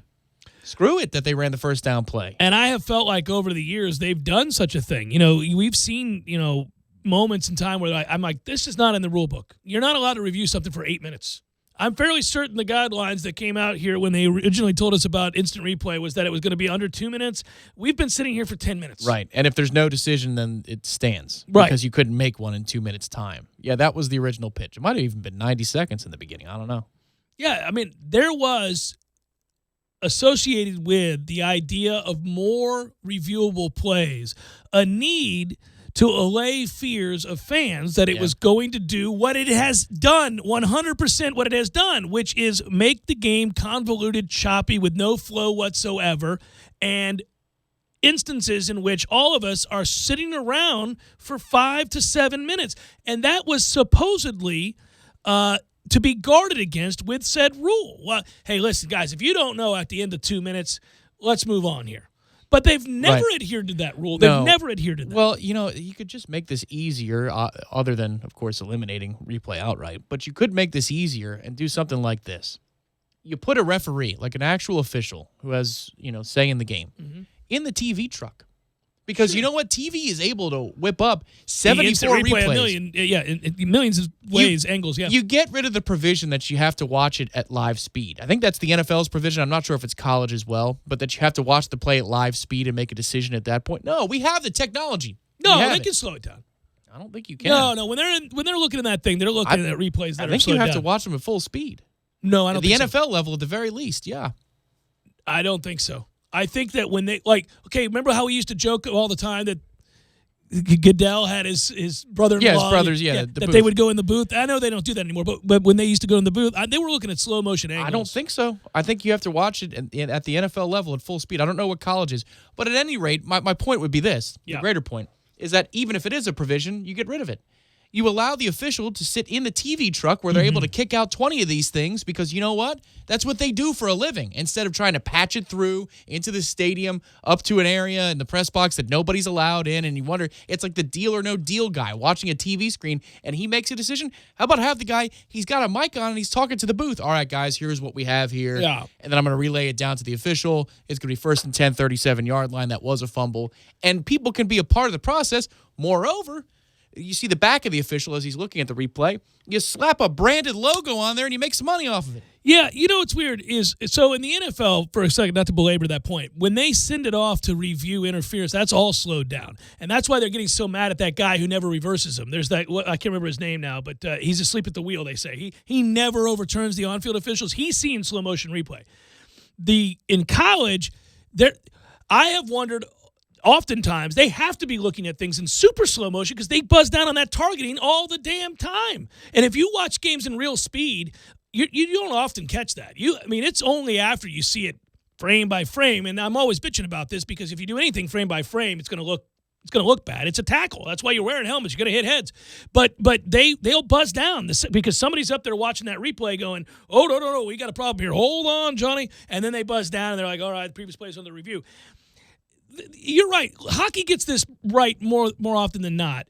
Just a centralized You, me, anybody that understands the rules of the game, have that guy watching the same thing we're watching when CBS or ABC replays it. Have us watch that and go, we're moving on here. This is nothing. Or, whoa, you got this wrong. You called it on the wrong team. Yeah. This is so easy. Well, and you give the ACC guy a jacket that says NCAA, ACC, New York Life, and you move on, and he's a part of the TV broadcast. That's clue them in. Bring people into the process rather than having it always, I keep saying it, but it reminds me of the Deal or No Deal guy upstairs. That's what it always, because it's always this weird angle shot. In mystery, and it's like, the camera zoomed in so far, it's all kind of grainy, and it's like this dude with glasses on, and he's not doing anything. He looks like the person at the rental car desk typing into their keyboard for 50 minutes, and all you're asking for is, can I get an upgrade? Yeah, I would note, and that is a fine analogy, because you'll always have wondered, and so have I and everybody else that's rented a car, what the hell could you possibly be typing in there? My God, you're writing a novel. That said, I don't know how the time that it takes is something that bothers me to no end. But beyond that, how frequently, even after they spent that time, they get it wrong. What is the grand mystery here that we're not understanding about replay that makes it so damn difficult for them to get it right even after watching a replay? I don't know what the issue is, because we get it right at home. The only thing not you and me only. The world, the world sees it. If you've been to a sports bar to watch a game, you can have fans of opposing teams sitting side by side, very different rooting interests. We could all watch the same replay, and 99% of the time, everybody there goes, yeah, he was down. Yeah. Oh, that is a fumble. People don't say, that's not a fumble. Right, no, they do. They say bleep. Yeah, they say bleep. He fumbled. They get it right that quick. That's holding. Good call. All right, they got it. Yeah, everybody gets it right. The only thing they've done right with officiating this year is the stupid guy with I should attack the guy. The guy with the clock. It's not his fault. It's not his fault. He probably asked for it. People, they just watch me standing there. Can I do something about this? I do like the clock thing. Yeah. At least you know exactly how much longer you're going to be waiting. That's been introduced in recent years. And I remember the red official, the red guy, was you see the NFL, they have like bright orange gloves now too. Mm-hmm. Here you go. They're doing the windmill and keep going. We're not going to TV timeout. But that was a favorite Halloween costume for a long time, was the red official that everybody hates. It's funny how much you can hate somebody you've never met. It really is. If you're sitting in a stadium. That's deep. That's true. I know. That's not just about the red official. That is correct, Tom. It's a Jeff Cameron Show, 97.9 ESPN Radio.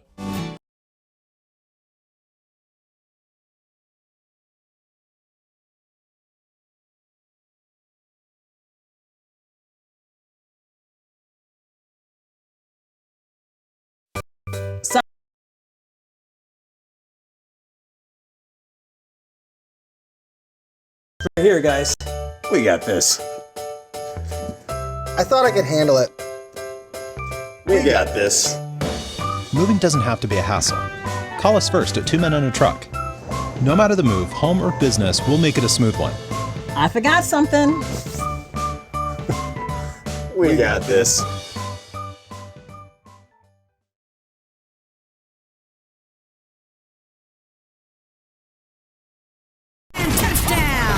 As time expires. What a big score! You too can score big with savings offered by the City of Tallahassee. With a free home energy audit from the city, you are sure to score some major points by identifying household energy needs. We'll come to your home at your convenience, examine your structure, and provide recommendations for energy and water-saving improvements. You can also take advantage of the city's Energy Star appliance rebates. This can help you receive up to $300 on appliances such as refrigerators, washing machines, and more. And don't forget to ask about budget billing. This free program gives you more predictable bills by averaging the amount you pay each month to help avoid spikes caused by seasonal changes. With so many savings, you're sure to be a winner. Visit talgov.com or call 850-891-4968. That's talgov.com or 850-891-4968 to learn more. This Thanksgiving, think outside the oven with a brand new grill from the Ace Thanks Grilling event this Saturday, November 16th from 11 to 2. Head to your local Ace for great deals, giveaways, and turkey grilling demos, showcasing our top brands like Traeger, Weber, Big Green Egg, and more. Plus, get free assembly and delivery on grills $3.99 and up. Don't miss the Thanks Grilling event this Saturday from 11 to 2 at your local Ace. See participating stores for scheduling or exclusions. Free assembly and delivery for Ace Rewards members valid through December 24th. Ace is the place with the helpful hardware, folks. The Florida State basketball team has one of the best records in the nation at home the last 3 years. The Tucker Center is a house of horrors for opponents. Don't miss the best ticket in town, the ACC Pack. Come see the nation's best basketball right here in Tallahassee as the Noles host North Carolina, Virginia, Louisville, Syracuse, Notre Dame, Miami, and more inside the Tucker Center. College basketball is taking the capital by storm. Don't get left out. Purchase your ACC Pack today. Call 888-FSU-NOLE or visit Seminoles.com today.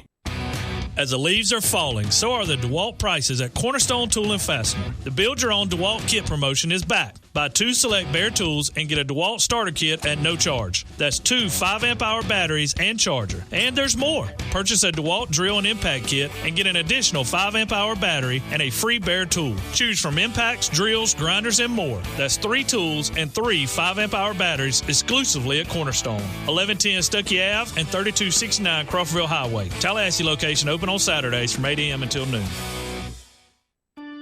Barry knows cool. He's keeping you comfortable. Barry knows cool. You can put him to the test. You can't protect against everything life has in store, but you can sure try. When you turn to the experts at Carrier and Barano Heating and Air, we help you protect your investment with regular maintenance options that can keep your system safe. Receive same-day service when you sign up for the Total Comfort Service Program at baranoac.com. Florida license number CAC 1816186. Hi, this is Peter Bond, owner of Jerry's Cigar Shop. Jerry's has been a local favorite for cigar enthusiasts for the last 25 years. We have the largest walk-in humidors in town, filled to the brim with an amazing cigar selection. Relax in one of our leather chairs and enjoy an ice-cold beer or a glass of wine with your cigar. Jerry's is a great place to watch sports on our big flat-screen TVs and offers a comfortable setting for lively conversation. Visit our original store on Scherer Road or our new second location on Cary Forest Parkway. We hope to see you soon.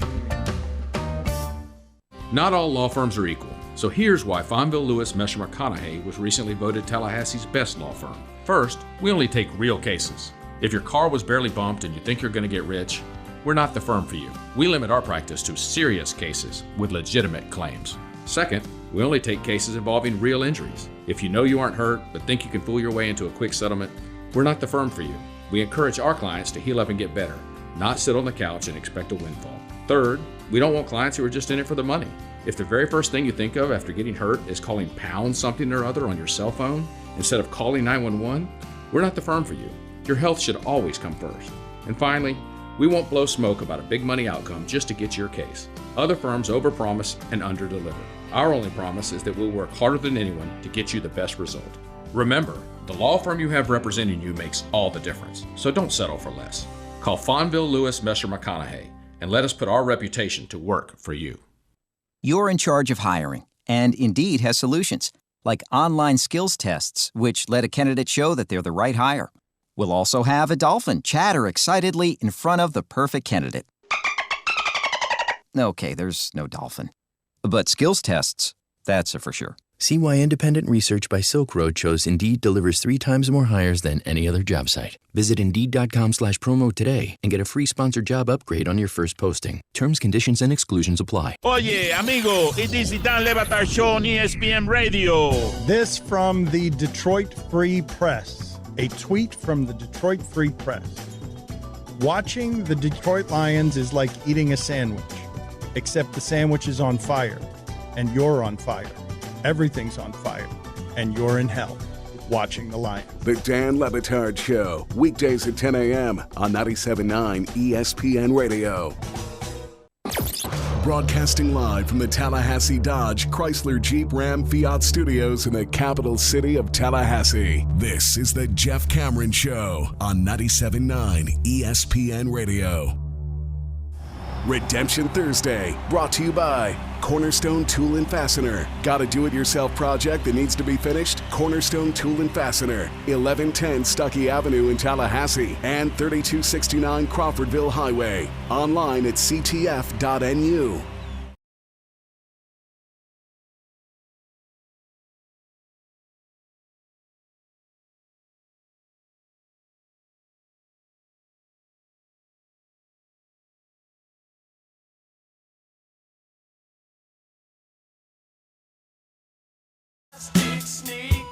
Woo! Jeff Cameron Show, 97.9 ESPN Radio. Those wagers are posted. If you don't know them, here you go again. Fresno State +1 over San Diego State. Hey now, Virginia Tech -5 against Georgia Tech.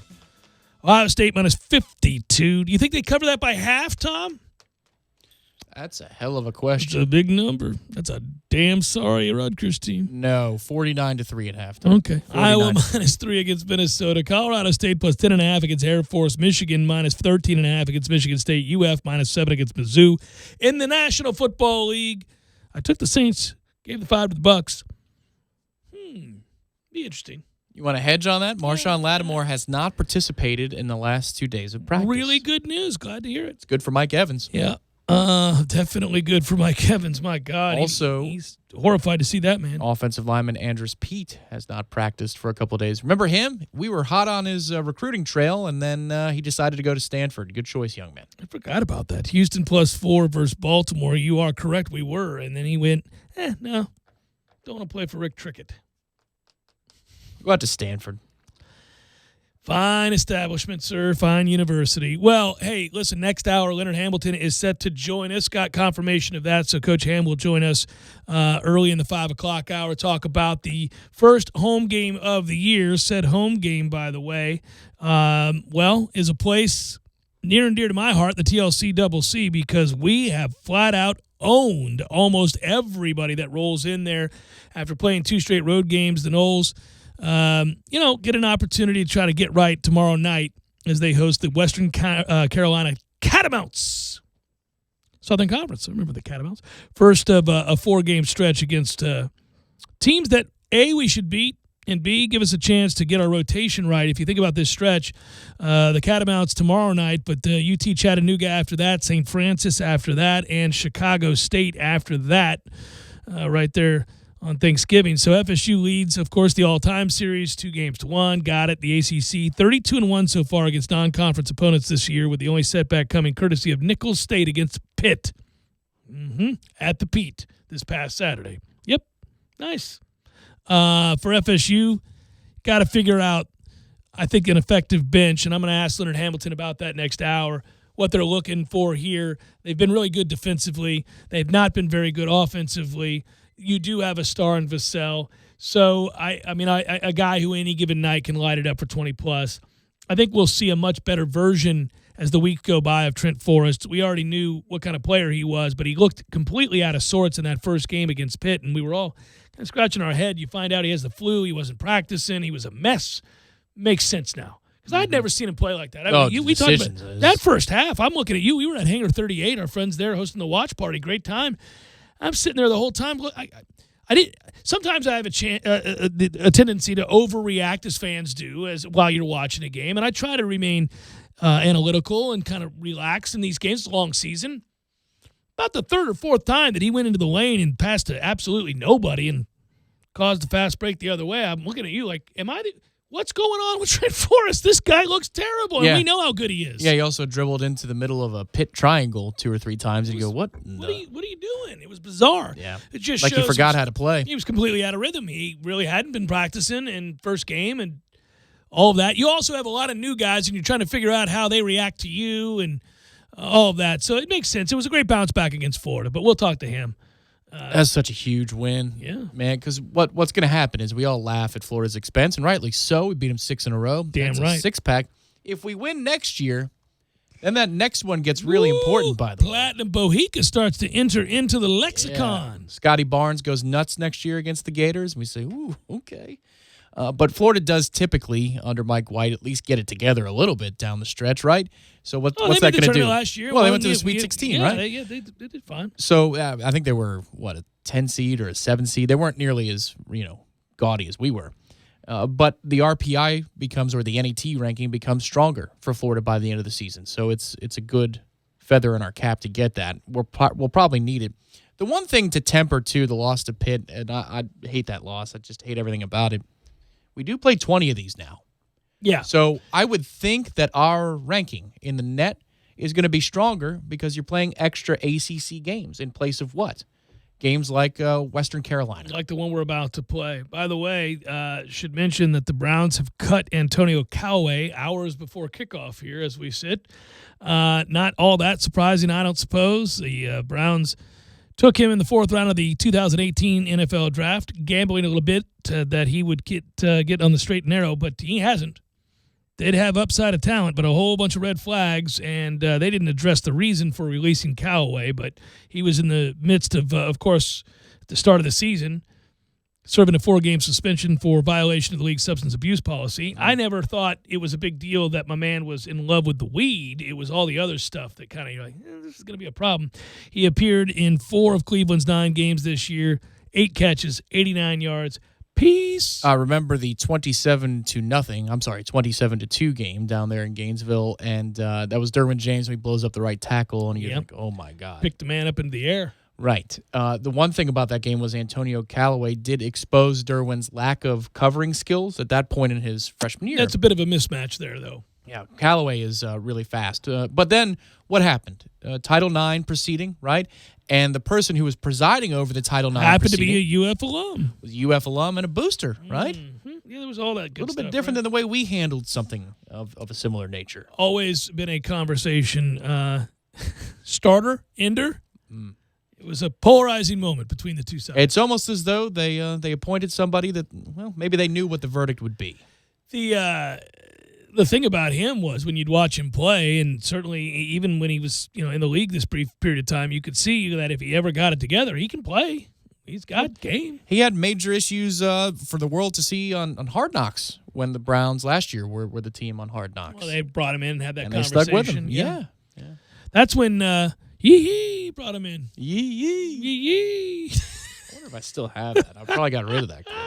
It's still one of the great clips ever. I remember listening to that going, this guy's the head coach. Actually, if you're a Browns fan currently, you say the same thing when you look at your head coach. This guy's the head coach. That was, it's been a rough couple of years. Their red zone issues in Cleveland are something to behold. They remind me of all the years Detroit struggled in the red zone, but the difference is that with Cleveland, it's usually some asinine problem with play calling and or discipline. They turn it over. They commit a ton of penalties in the red zone. They really just can't get, That's why if you're taking the Steelers, that's why you are. Looks like I got rid of it once he got fired. I figured we never need Yee again. I'll go hunt it down, though. You'll find it. You didn't get rid of it. You just moved it you banished it to some far-off land. You're not permanently deleting clips from the show that we've used, Well, Yee, I mean, that's just so obscure, but we found a way today on a random Thursday. That's what libations Thursday, you might say. You never know. You got to 2 is a game time decision for Saturday, and there's a part of me that's so cynical and jaded that they know, first of all, they're going to win that game, but here's where you start to, kind of manipulate the narrative if you're Nick. Well, I mean, Tua really fought to give it a go on that day. And we told him, no, don't. To the extent that he was injured. You saw he couldn't even play the following week. It was so bad. It's where my mind went immediately. I was like, okay, here we go. Not bad, Nick. I see you. Okay, so let's say Auburn. This is something you talked about with Lee Sterling earlier this hour. Yeah, fascinating. Say they win. Yep. Okay. And then they beat Alabama. Oh, well, if that's the case. Oh, you got a problem on your hands because they have 2 losses. I was going to say, well, no, they're not going to get it. But would a 2-loss Auburn team with the wins that we're about to describe? Well, a 2-loss Auburn team backs in, and now they're up against a 1-loss Oregon team for that spot? Right. That'd be funny. Yeah, because they beat them head-to-head. They're not going to get there. They're not going to get there, but it is a possibility. And if that happened, would they? If they beat Georgia and then Alabama beats Auburn, right? Alabama doesn't go to the SEC title game. And then Georgia goes to the SEC title game, loses to LSU. So that they're out. Auburn's out. But you have Oregon versus Alabama. I mean, is the committee really going to put Oregon in over Alabama? I'm starting to flip on that. We were talking about it on Monday the other way. I think Oregon goes.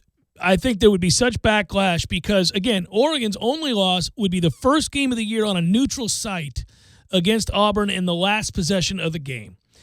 First of all, it sends the wrong message because if you're Oregon, never again play anybody at a neutral site game from a major, from a power conference. Don't do it. What's the point? Play some slappy and take care of business and go win your conference.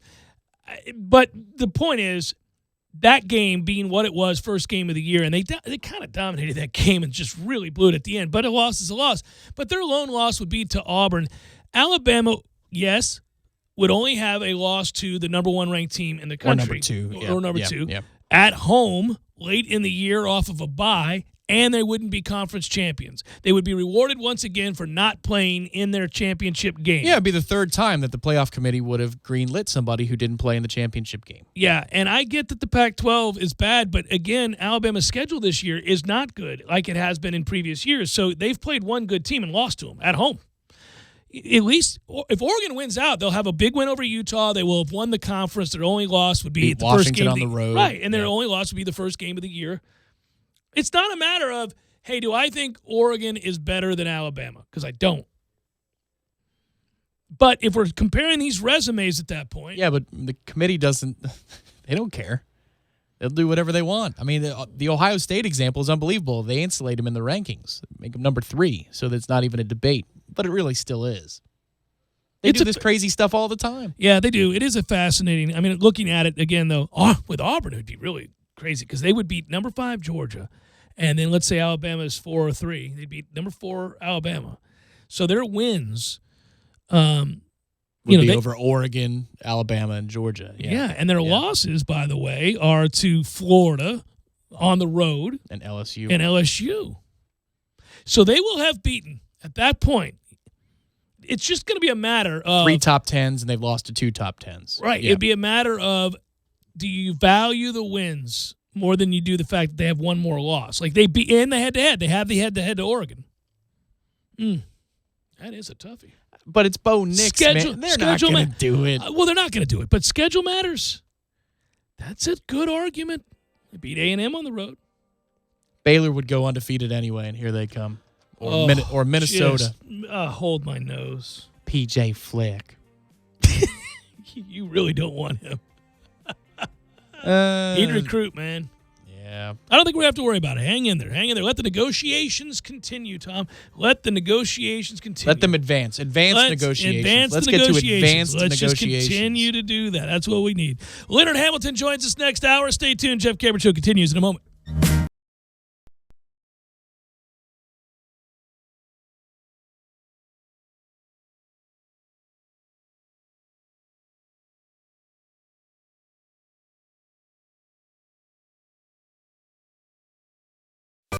Sorry, boys, I did not have time to pack. We got this. It's right here, guys.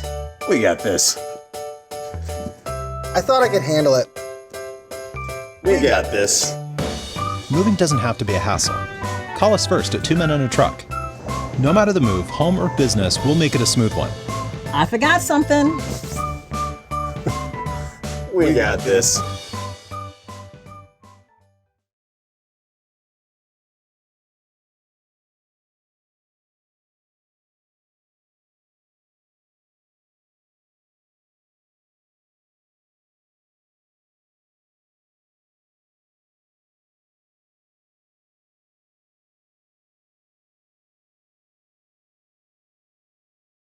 Call 850-766-1340. T-Spark Enterprises, roofing and construction services.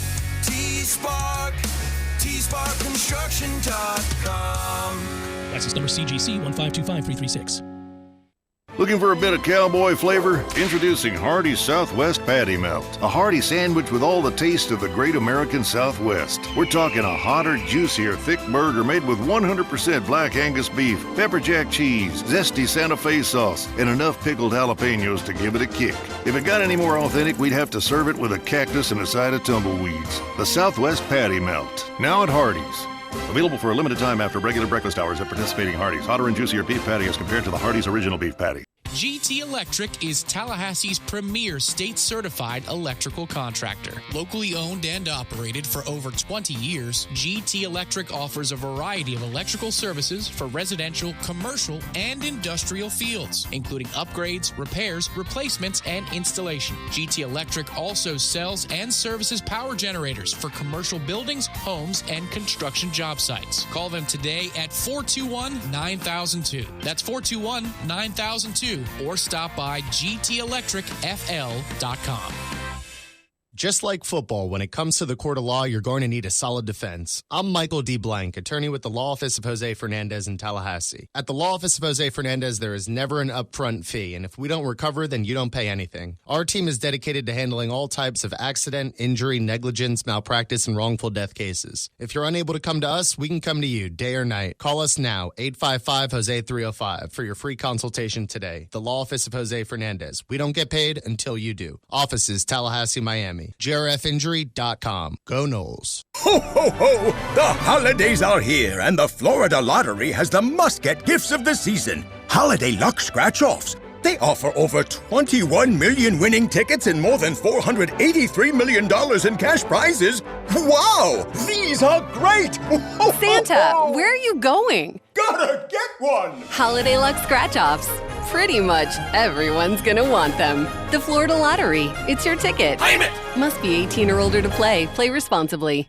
One of my favorite things about being a member at Orange Theory Fitness is the sense of community. Initially, after taking the tour and seeing the state-of-the-art equipment, I was intrigued. I became convinced even once I researched the science-backed, technology-tracked, coach-inspired workouts, all of that. But what I didn't count on was the support, the sense of camaraderie shown by the members and the coaches. You realize pretty quickly you're not alone. And when you're pushing yourself through barriers and attempting to be your personal best, you can use all the help you can get. And it's there. It's amongst the members and coaches at Orange Theory Fitness. To learn more, go to orangetheoryfitness.com. Why wait for Black Friday? Get Black Friday prices today at the Home Depot. Up to 40% off appliance special buys, plus up to $600 in extra savings instantly on select appliances. No rebate, no hassle, like a modern Frigidaire front control range for just $699. That's $400 off. Talk about holiday cheer. Black Friday savings early, now at the Home Depot. More saving, more doing. U.S. only while supplies last. Gas extra. See store for details. Valid through December 5th. As the leaves are falling, so are the DeWalt prices at Cornerstone Tool and Fastener. The Build Your Own DeWalt Kit promotion is back. Buy 2 select bare tools and get a DeWalt starter kit at no charge. That's 2 5-amp-hour batteries and charger. And there's more. Purchase a DeWalt drill and impact kit and get an additional 5-amp-hour battery and a free bare tool. Choose from impacts, drills, grinders, and more. That's 3 tools and 3 5-amp-hour batteries exclusively at Cornerstone. 1110 Stuckey Ave and 3269 Crawfordville Highway. Tallahassee location open on Saturdays from 8 a.m. until noon. Thursdays are Friday Eve, and that's a reason to celebrate. No matter what you're looking for, they've got you covered every Thursday down in College Town. Centrale offers 50% off select pizzas all day, every Thursday. Or you can stop by Township for Taco Thursday. $2 house tacos, $2. Madison Social offers the Social Agreement. You and a buddy can split 1 order of wings, 2 Madso burgers, 2 bourbons, 2 proof Madison Socials, all for just $40. See what they did there? And don't worry about parking. Plenty of spaces available in the parking deck or surrounding lots. Check out all the Thursday College Town deals right now on ThursdaysInCollegetown.com. Driving every day from the Tallahassee Dodge Chrysler Jeep Ram Fiat Studios. This is 97.9 ESPN Radio, WTSM, Woodville, Thomasville, Tallahassee. ESPN Radio Sports Center. I'm Kevin Winter. Breaking news into the Sports Center newsroom. The Atlanta Braves have just announced they've signed left-handed reliever Will Smith to a 3-year, $39 million contract with $13 million on a club option for 2023. Smith had 30 saves for the Giants last year, top available closer on the free agent market, and he signed 7 months earlier than last year's top free agent closer. That was Craig Kimball. Memphis sensational freshman James Wiseman has been ruled ineligible today by the school after he drops his lawsuit against the NCAA, which he had called unlikely to play and unlikely ineligible last Friday. Wiseman played the next couple of games after a temporary injunction. All this stemming from Penny Hardaway giving Wiseman $11,500 and his family moving money in 2017. ESPN's Jay Billis on whether or not he plays again this year. He will be able to play again. The $11,500 from a booster would normally be, according to the matrix that the NCAA uses, a third of the season or 9 games. Wiseman dropped his lawsuit so the school and the NCAA could go about working to make him eligible. Right now, Dodge is offering Power Dollars. Get $10 off for each horsepower of your new car, all the way up to $7,970 off for a Challenger SRT Hellcat Red-Eye. Hurry into your local Dodge dealer today.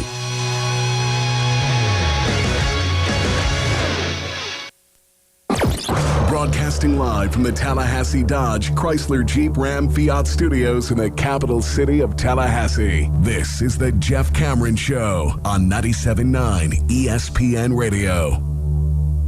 Redemption Thursday, brought to you by Cornerstone Tool and Fastener. Got a do-it-yourself project that needs to be finished? Cornerstone Tool and Fastener, 1110 Stuckey Avenue in Tallahassee and 3269 Crawfordville Highway. Online at ctf.nu.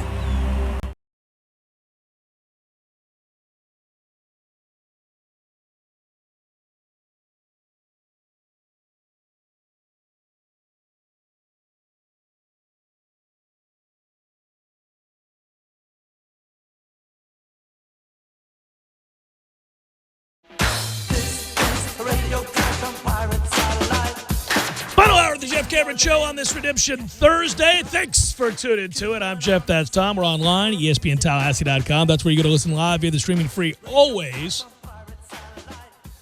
So this will be a short opening segment to the 5 o'clock hour, not nearly as lengthy as it typically would be, because Leonard Hamilton, head basketball coach of Florida State, is going to join us here in about 10 minutes or so. And we'll preview a little bit of the game. Not preview the game tomorrow night, but at least talk about his team and the fact that they are returning home. And it's an impressive run over the last several years for Florida State when you consider the numbers. Florida State is.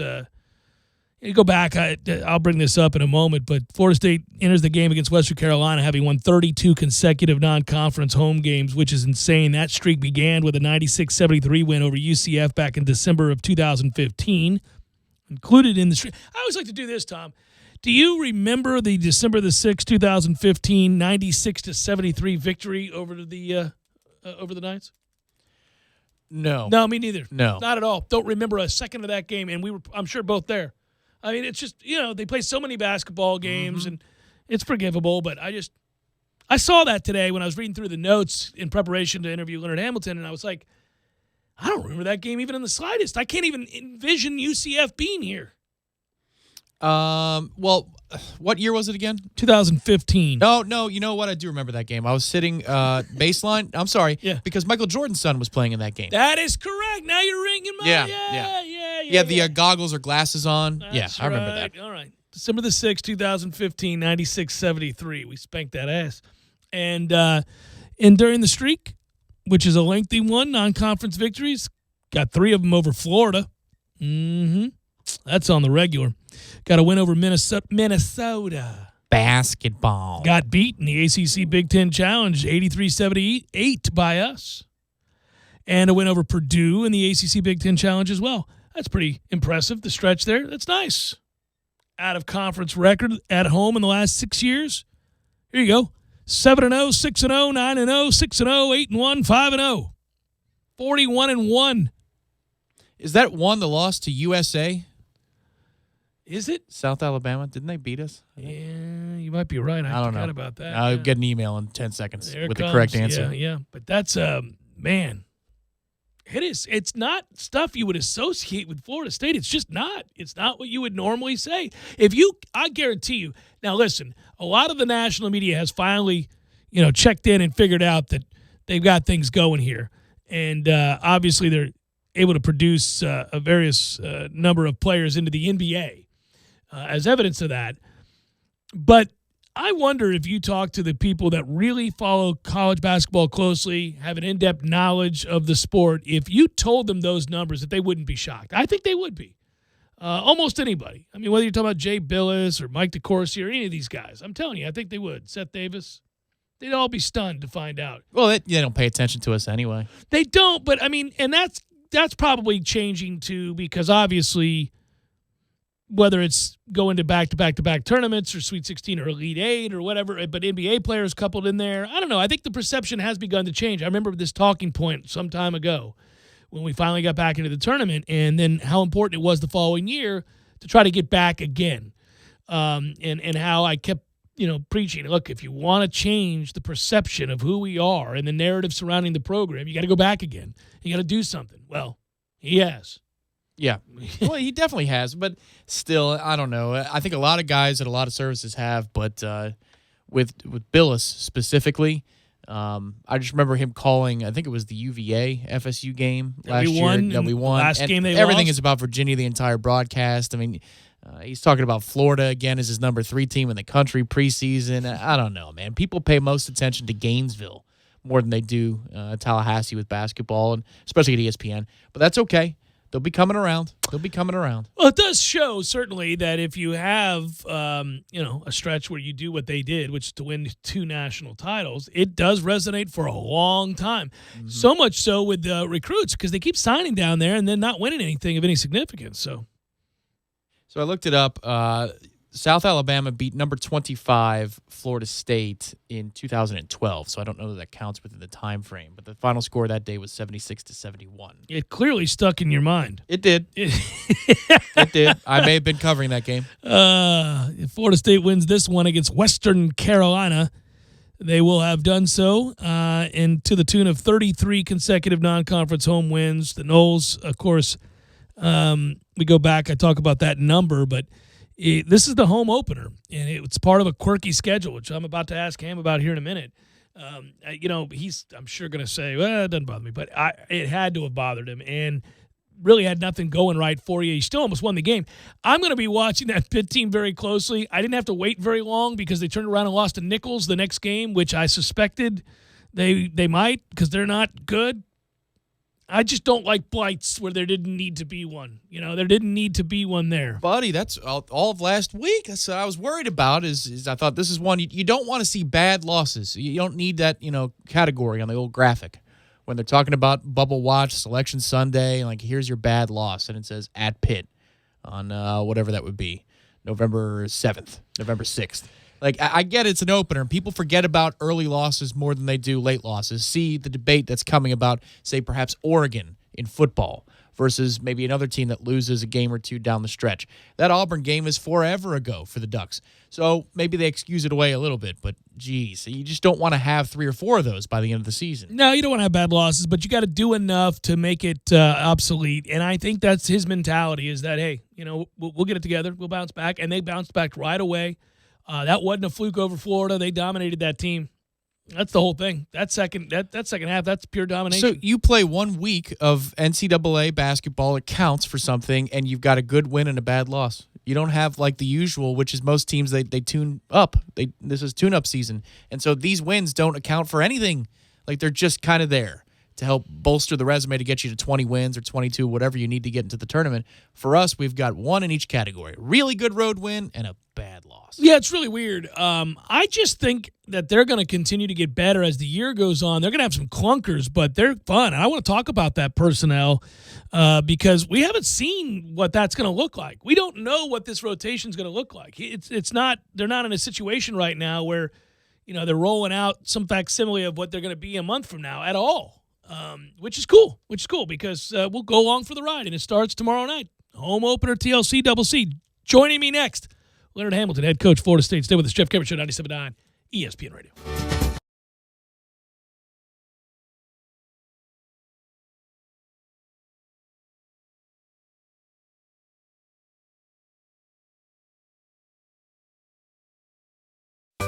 Sorry, boys, I did not have time to pack.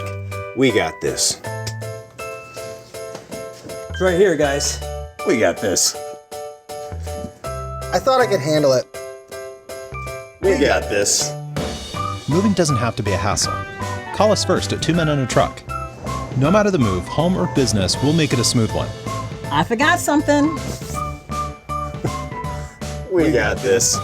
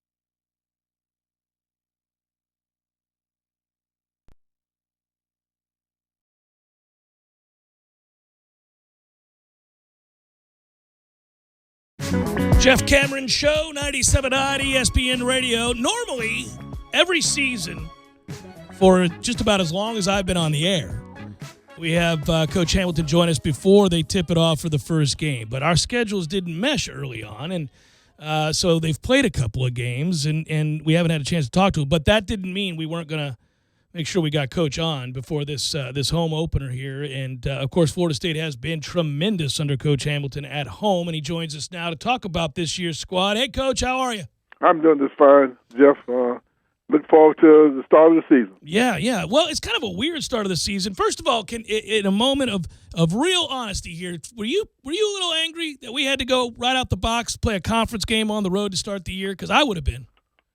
Well, obviously, Jeff, I'm the kind of guy, man. I just deal with what is given to me. Right. You know, I didn't particularly like it, but I just tried to use it as a motivator, and I think we would have been a little bit more ready to play had we just dealing with a lot of issues that we're dealing with right now. We got a lot of injuries, and we haven't had this team intact to make the progress that we need to make, and we got 6 new players trying to integrate them in, and we just wasn't ready, and be very honest with you. But that's okay. I don't think we would love to have gone undefeated, but we obviously that probably was not going to happen. So hopefully we can learn from that mistake, and we don't want to give a whole lot more away. They earned the victory, and I think we came back and regrouped and went down and stole us one down in Gainesville.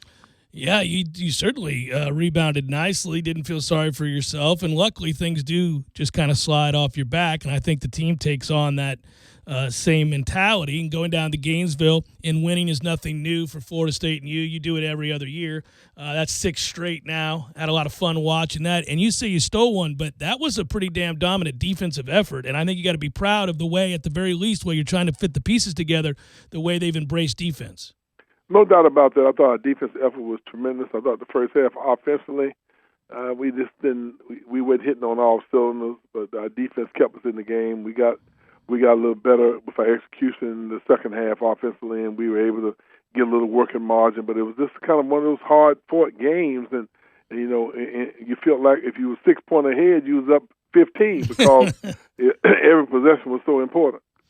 So talk me through the process, I guess, is what I would ask you, because we've watched incredibly deep teams with length and embrace defense, and they gave you a lot of options in years past. You lost so much of the minutes, the scoring, the rebounding from last year's team. It was always going to be interesting to watch to see how you get the new guys and how they fit and what their roles are. But you've had to deal with these setbacks with injuries. Not everybody's been able to play in the same timeline that you would have liked.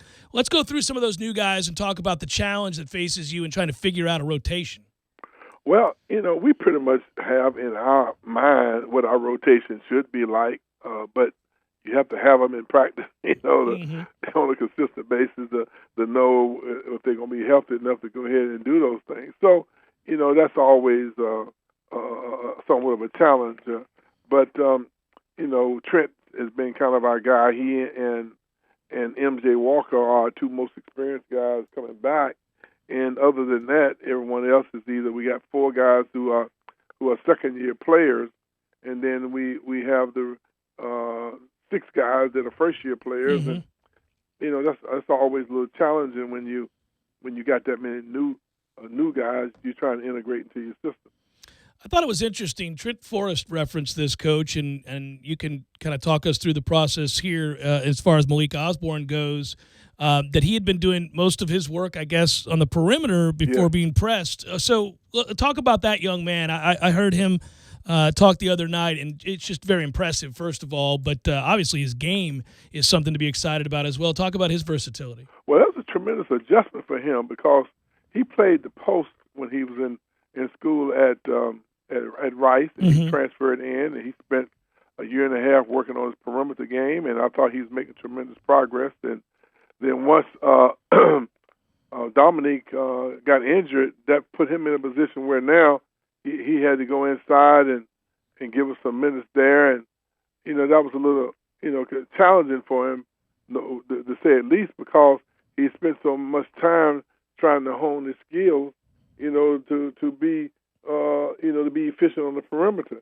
And then, obviously, there he goes, and now he's put in a situation where now, he's thrown into a whole nother spot, and that was challenging for him, no doubt about it. But I thought that he was focused and he didn't fret. He just took it, but it was not a real easy situation for him. And I thought that I thought he adjusted well. Gave us about 8 or 9 rebounds and did a real good job. And even with Quan Gray, he played a few minutes last year, but now he's forced into a starting role. That changes your mentality. Devin Vassell's a sophomore. We think he has a tremendous upside, but he had some adjustments he had to make as well. And most of it, like in the Pittsburgh game, they were just extremely over anxious. They were extremely aggressive, and we ended up just fouling away at the beginning of the game. Some of them were questionable, but that's the nature of what you do when you're playing on the road against a conference game. You have to learn how to pace yourself. Patrick Williams, we think is going to be an outstanding player. But there's a development that goes through with first-year players coming from high school to college. Anthony Polite, I think, has been doing an outstanding job for us, playing two positions because Evans, Raekwon Evans, our backup point guard, has been hurt all year, and he hadn't practiced but I think 1 or 2 days since October the 6th. Bossa, who we think has tremendous potential, and he's the one that leads the nation in fouls per minute. He's extremely anxious. I think he has a tremendous upside. But first games, jitters, sometimes you have a chance to work through those things when you get a few games at home. Dominique didn't practice at all. He didn't even practice before he played. He hadn't practiced in about 3 weeks, and we got about 5 or 6 minutes out of him. No, we got 7 minutes out of him, and his contributions were good because he's a big, strong body in there and took up a lot of space, and he drew some fouls and gave some fouls as well, so it made a big difference. And Wyatt Wilkes, who has really been practicing very well for us, he's a redshirt sophomore as well. We think he's going to be a tremendous shooter for us. He only played 6 minutes, but they were important minutes because he had a block, he had a couple of rebounds, he had a big time assist. I mean, so those plays are big when you're dealing in a game where every possession is important. So with all that inexperience coupled with injuries, I'll say this in a loving way, is this the biggest mess you've ever had to deal with in November? Well, it's being displaced with our team, on Tuesday night before we played our last exhibition game before the Miami game, 2 o'clock in the morning, sprinkler system busted in the apartments where the kids live, and 9,000 gallons of water poured down on our kids' apartment. So there we were trying to get ready to start the season on Wednesday, and Wednesday we don't know where we're going to stay. So we ended up going to a hotel and for a couple of days and played the exhibition game. Then went to Pittsburgh, came back and moved from the hotel to another location on Thursday. So there was just a lot of challenges going on with our guys that we had to stay focused. But to their credit, they maintained, followed instructions, didn't lose their cool, and prepared very well. Yeah, and you throw in the mix, Coach. What was week 1 of the season like for Trent? I mean, I guess take me through the work. He had the flu, and you have to play two road games. He didn't practice at all. I mean, he came back on Wednesday night, and Thursday, Friday, Saturday, he didn't even practice. I think he walked. He did some light stuff on Saturday, but I didn't know whether he was going to play. I didn't know whether Dominic was going to play. We just hoping that we had availability of who we had on the team, and fortunately we got a few minutes out of Dominic and Trent. Tough to do. He didn't feel very well, but he did the very best he could. Yeah, and now here we are, obviously, with a game on Friday, 7 o'clock at the Tucker Center, where you guys have been so dominant. I know you're very aware of what your players have accomplished and the success of this program, but you're always very careful, too, to note the fans' contribution. And I think everything has to come together when you see these gaudy numbers over the last 52 home games. I know you know these numbers, but 49-3 for people out there listening is what Florida State is at home over their last 52 home games. That's absurd. That's better than the Dukes of the world and all of the teams that people associate as Blue Bloods with college basketball. You've built that, Coach. I mean, that was not something that anybody ever associated with Florida State. And now it's a house of horrors for people to come in and play here. Well, there's no doubt that our fans have been tremendous so supportive of us, and I think the university made an effort to bring in a new sound system and a new scoreboard, and we put in new seats to change the feel and the atmosphere, and the game in-game experience for our fans, and I think it all is kind of working together. So there's been a tremendous commitment. We hope our fans come out tomorrow night and be a part of helping us celebrate the start of our season. They're important to us, and hopefully we keep giving our fans something to cheer about, and they'll feel like it's worthwhile going down to the Tucker Center and trying to give people a little dose of that medicine that we get when we go on the road. Yeah, well, I always tell people if you want to go see a win, just go watch Florida State play at home. And if you want a great product, just a little friendly reminder for everybody out there as they get ready to start the weekend. Sweet 16, Elite 8, back-to-back tournament appearances. You've had it rolling, Coach. I wish you the best as always. We'll talk more frequently throughout the year, but I appreciate you making time, and best of luck tomorrow night at home. All right, brother. Thank you. All right, take care. That's Leonard Hamilton, head basketball coach, Florida State. And I always enjoy our conversations. I'd like them to be longer because you can get into a lot of detail with him if he trusts you, and we've built a good relationship over the years. Well, it's the early signing period, and I heard a phone call. I did too. That's why I decided to let's move it along here. Try to do the right thing. I mean, I need my man to be able to go ahead and lock down the kind of commitments that lead to a program that wins 32 consecutive non-conference home games at the TLC-CC, which is what this program has done, coupled with the stat I just gave you about being 49-3 over the last 52 games played at the TLC-CC. You don't just do that. You do that with great coaching, putting together great coaching staff, and putting together the ability to recruit kids that might not otherwise think of Florida State as a destination for big-time college basketball. But he has forged a way in the ACC where the resources are greater, no doubt, at places like North Carolina, obviously, and Duke, and yet their Florida State sits in that top 5 of the ACC over the last, 7-8 years it is, in terms of overall record. It's unbelievable. And, I greatly admire it. And I've been a supporter for a long time, even when things got a little dicey. And there was a stretch there where it did get very dicey. But I think Ham sees the big picture, and I'm just glad that it came to fruition for him. Sometimes it doesn't always work that way. It's been brought up over the years as great examples of patience. Times change. Situations kind of dictate different reactions. I understand that. But if you think back, they always use the Krzyzewski example at Duke, where he started his career there horribly. And if they started his career there that way now, there might not be Coach K floor and all that other stuff. Well, Ham, is had a vision, had a big vision, didn't necessarily have resources, sterile place to play basketball, didn't have the recruiting budget. You can look this up. These are all numbers that you can find them. You can research this as to who commits what money to each sport. And yet he kind of realized, complaining about it, at least publicly, ain't going to work. And doing little things here that change and shift the tides can go an awful long way. And then I can get my message out there because I think it's one that certainly resonates. And he did it, and he made it, and then he changed styles midway through. And that turned out to be the second act that has led us to where we are now, which is, I think, year in and year out, this fan base is out of place. You remember I used to describe it this way. If you want to be a program of significance, you have to be a team of significance every year. Teams of significance make the tournament every year. You start there.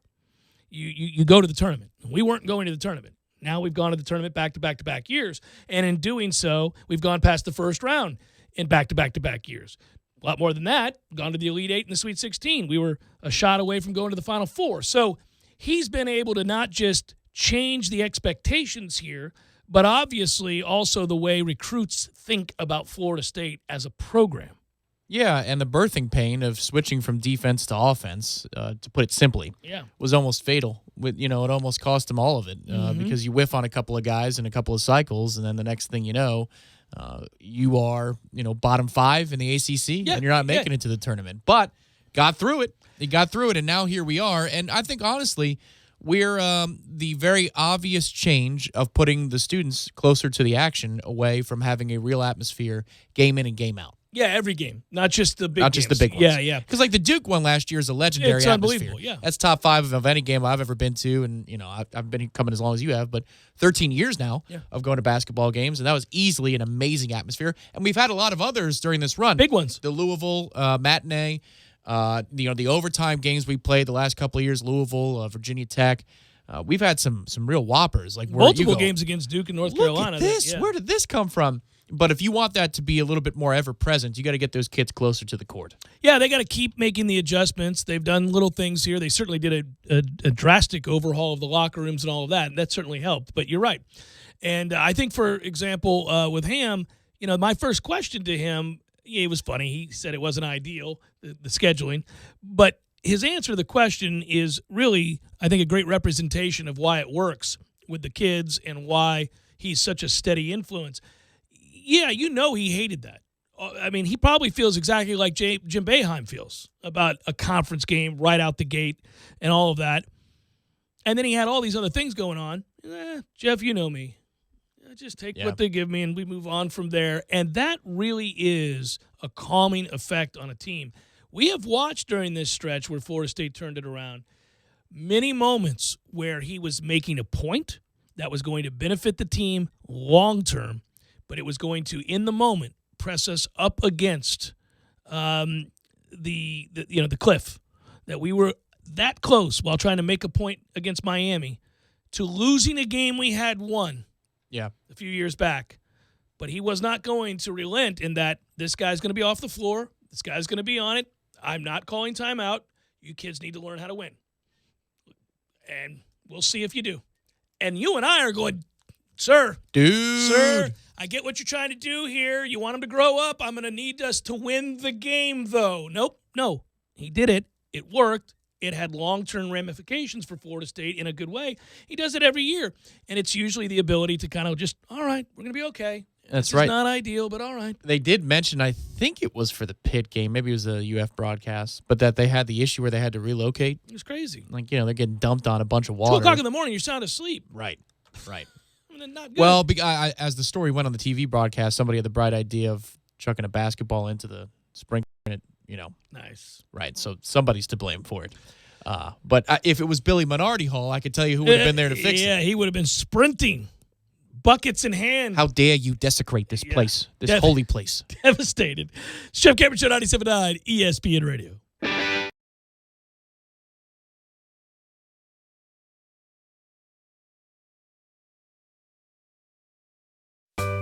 Sorry, boys, I did not have time to pack. We got this. It's right here, guys. We got this. I thought I could handle it. We got this. Moving doesn't have to be a hassle. Call us first at 2 Men and a Truck. No matter the move, home or business, we'll make it a smooth one. I forgot something. We got this.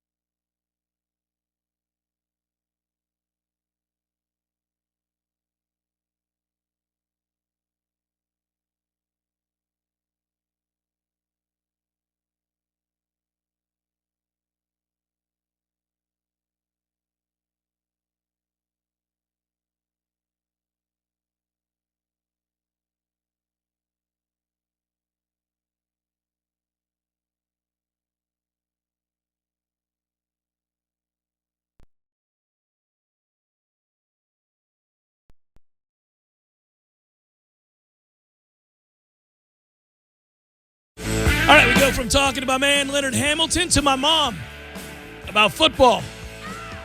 And, oh, by the way, we split last week with the remaining games. I won the first one with the Raiders. Then we split as I had the Bears, and she did not, but she had the Vikings, and I did not. And so, what is it? I'm down 1. Is that correct? I think I'm down 1. Yeah, that's right. All right, Mama, you're still up in the game. It's getting late in the year. Oh, go ahead. Cue it up. My fault. And now for another edition of the Family Pick. Nick. Go to your room! Mana, the meatloaf! Take it away, Jeffrey. All right, now I can say it. All right, Mom, you're up 1. Sorry about that. That's okay. I didn't want to speak before it was my time. That's so funny. Yeah. Yeah, I think I'm still up 1. Thank goodness. Yeah, it was Pavlov's dog there. Just a moment. Speaking of dogs, there we go. The timing is I perfect. know, just Hello, right Pavlov. on cue. I know, that was Margie. Well, their dad's coming in the door, and so they're happy to see him. Hopefully they'll settle down here in a second. Pittsburgh at Cleveland. You're up 1. Here we go. Okay, I picked Pittsburgh. I did too. I also took Pittsburgh. Don't like the pick, but they keep winning inexplicably, and I don't trust Cleveland. And Pittsburgh's defense is playing well. Yeah, they are. Navy at Notre Dame. Oh, you're not picking. We don't have to pick those. We do on our friendly family pool, but and those games, by the way, are killing me. Yeah, I am kicking your ass in those games, by the way. Oh my Lord, I'm telling you. But anyway, I'm hanging in there in the pro game. Jets at Washington. Jets. That's a terrible game, but I think the Jets may be a little better than Washington. I'm taking Washington. Let's go. Okay. Let's go, Washington. Let's get it done. Tom's looking at me funny. Dwayne Haskins is the starter the rest of the year. Okay. Let's go.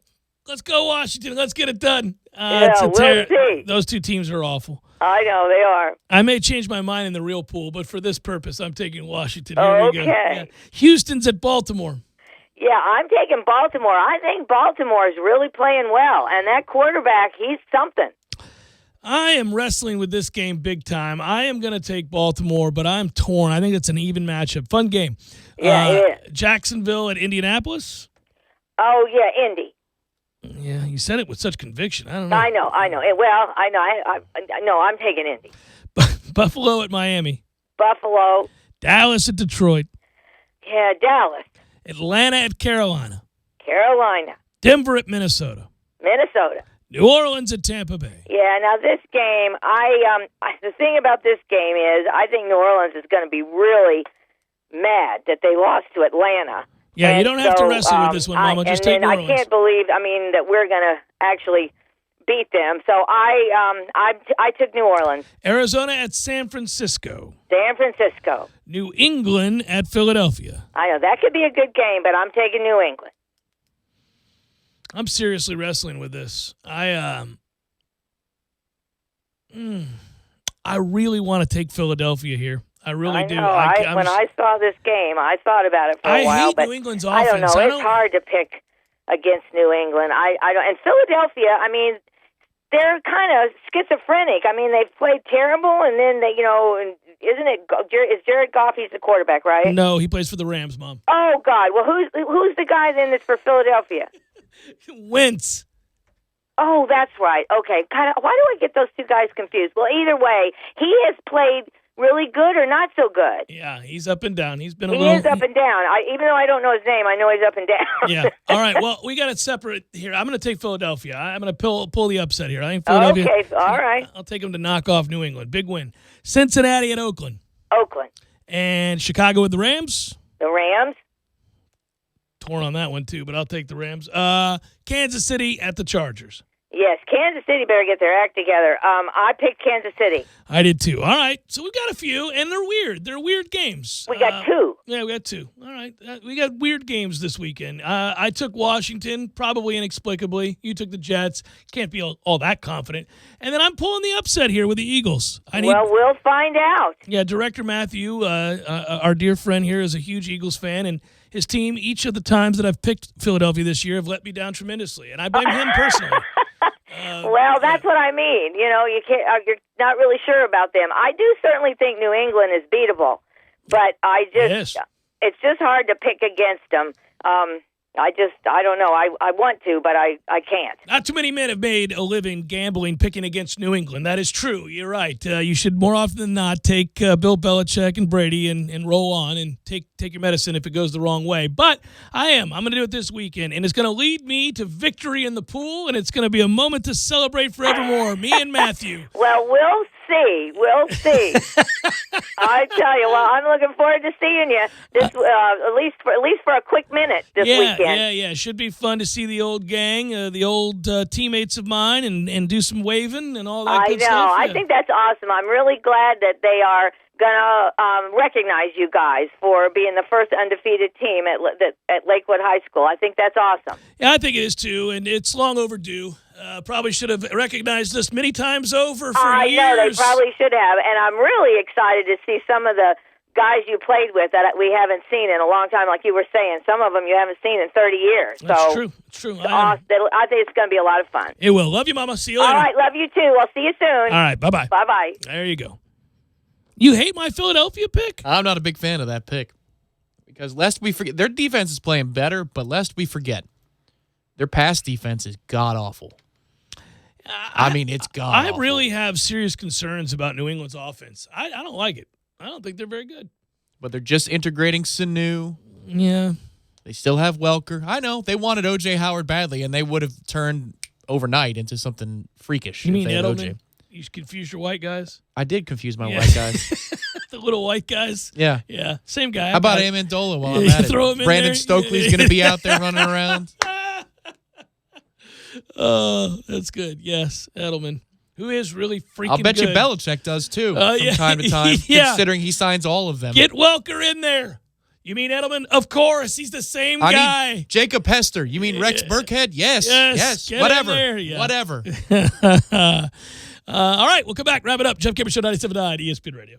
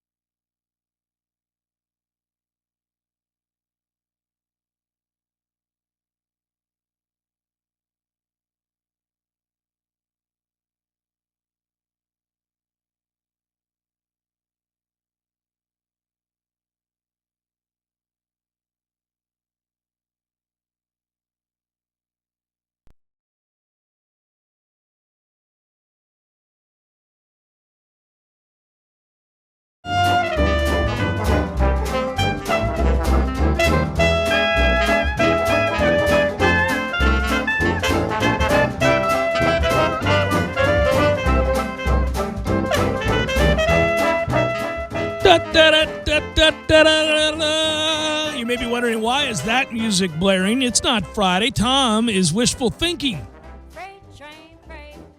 No, you may have just heard a moment ago. I'm not going to be here as of tomorrow, heading down to St. Petersburg to be a part of a cool little celebration with my old teammates from the 89 season, 88-89. My high school, Lakewood, right now, undefeated in the state playoffs in the semifinals, and their coach, the coach down at LHS, said they thought it'd be pretty cool. They wrote an article, or there was an article, that after Lakewood finished the season undefeated, they had a picture of the 89 team. Me and all my friends and teammates were in it for the Tampa Times, which is kind of cool. And they were saying that, hey, look, prior to this year, nobody had ever gone undefeated except the Jeff Cameron-led Spartans of 89. That's right. Yeah. As covered by the more reputable St. Petersburg Times. St. Petersburg Times, a much better paper. Yeah. So anyhow, they wanted us to come down. The coach did, and be honored at halftime. And I don't know. So it's a cool chance to see guys that I bled with, that I loved, and so I look forward to it. And then it's a quick turnaround. Clark is the one who's giddiest about this. He thinks it's the coolest thing ever. He's going to be standing next to players, and he wants to be down on the field to watch it. And he insists that I let him play tackle football starting next year. He's not giving it up either. He is persistent when he wants something. Well, especially this, man. He brings it up every day. He tells me he plots against his mother. He's like, Dad, I know you'd let me play. I know. Oh, God. Oh, he does it. He'll say, good luck to you in these upcoming 10 years. Oh, it's going to be tough. But he'll pull me aside. You'd let me play because you played. You know. He's like, but Mom, she's not going to let me play. You're going to have to talk to her. So he's pulling a Mark Schlereth. Only guys who have played the game can understand. Well, and Dad, you and I are both players. Yeah. You just don't know it yet. Yeah. No, it's funny. It's more about the you played. Can't be so bad if you played. Well, we know new things now, Clark. It's not necessarily, I got lucky. I didn't have concussions, but a lot of guys I played with did. I'm sure they're not doing well. He's like, the equipment's better now, Dad. I mean, he's always, is what I'm doing. Anything with contact. I mean, he wants, I told him I wished we lived somewhere that had an ice skating rink, like a hockey rink, like a real hockey rink. I want you, because he wants to do that. He watches the Lightning. They got a roller. They can't check and roller. No, though. but It's he not wants the to same. hit people. Yeah. He doesn't care about that. He's like, I can roller skate any day of the week. I want to hit people. I'm like, oh, fair enough. I understand that. But we don't have it. What do you want me to do? We don't live in Buffalo. This is the way it works. So we're going down. He's excited about it. We will not be here. Of course, that probably coincides with something that I would need to be on the air for. We'll see. But if so, I'll be at the ready. Tom said he's at the ready, and he'd be ready to make a call, and we would do this thing via the phone. Be all right. Live on I-75. Which, no matter when you drive these days, is bumper to bumper. It's just about bumper to bumper. Random Tuesday at noon, bumper to bumper. I'm like, where the hell are all these people coming from? If I were you, I'd take 19, 27, whatever it is, to the Suncoast and then cut down through there and then pick up 275 on the other side of Tampa. By the way, speaking of the Lightning, we play tonight? We do, Finally, the Rangers, yes. right? Yeah, looking forward to it. And then I was watching, I got done with so it was really neat, and I'll have to figure out a way to do this. We interviewed Trey Jones, golf coach, Florida State, and I interviewed Ricky Elliott, caddy for Brooks Koepka last night. And it was a fantastic interview. He's from Ireland, has that kick-ass, thick Irish brogue. It was awesome. But he was a really good player, played in America at the University of Toledo, had a full ride, good player, was one of the best junior players in Ireland. So he's kind of compatriots with a lot of that group. They all know him really well. And he made a go of it, didn't make it, and then wanted to be around the game and became a great caddy. And Ben Curtis and several others he was a caddy for. And then Brooks, when he went over to Europe, just trying to make it, got him as a caddy, and they hit it off right off the bat, and they kind of speak the same language. They get each other, and we did a lengthy interview. So anyhow, I've got to find a way to play that interview and have him back on sometime, because he gives you incredible insight about the mentality, what they're looking at. You would have loved it. He talked about his favorite courses to caddy, what not to do with certain players, what's needed. Oh, it will be acquired. Yes, that audio will be acquired. Yeah, we'll get it. You like it. It's good. It's good stuff.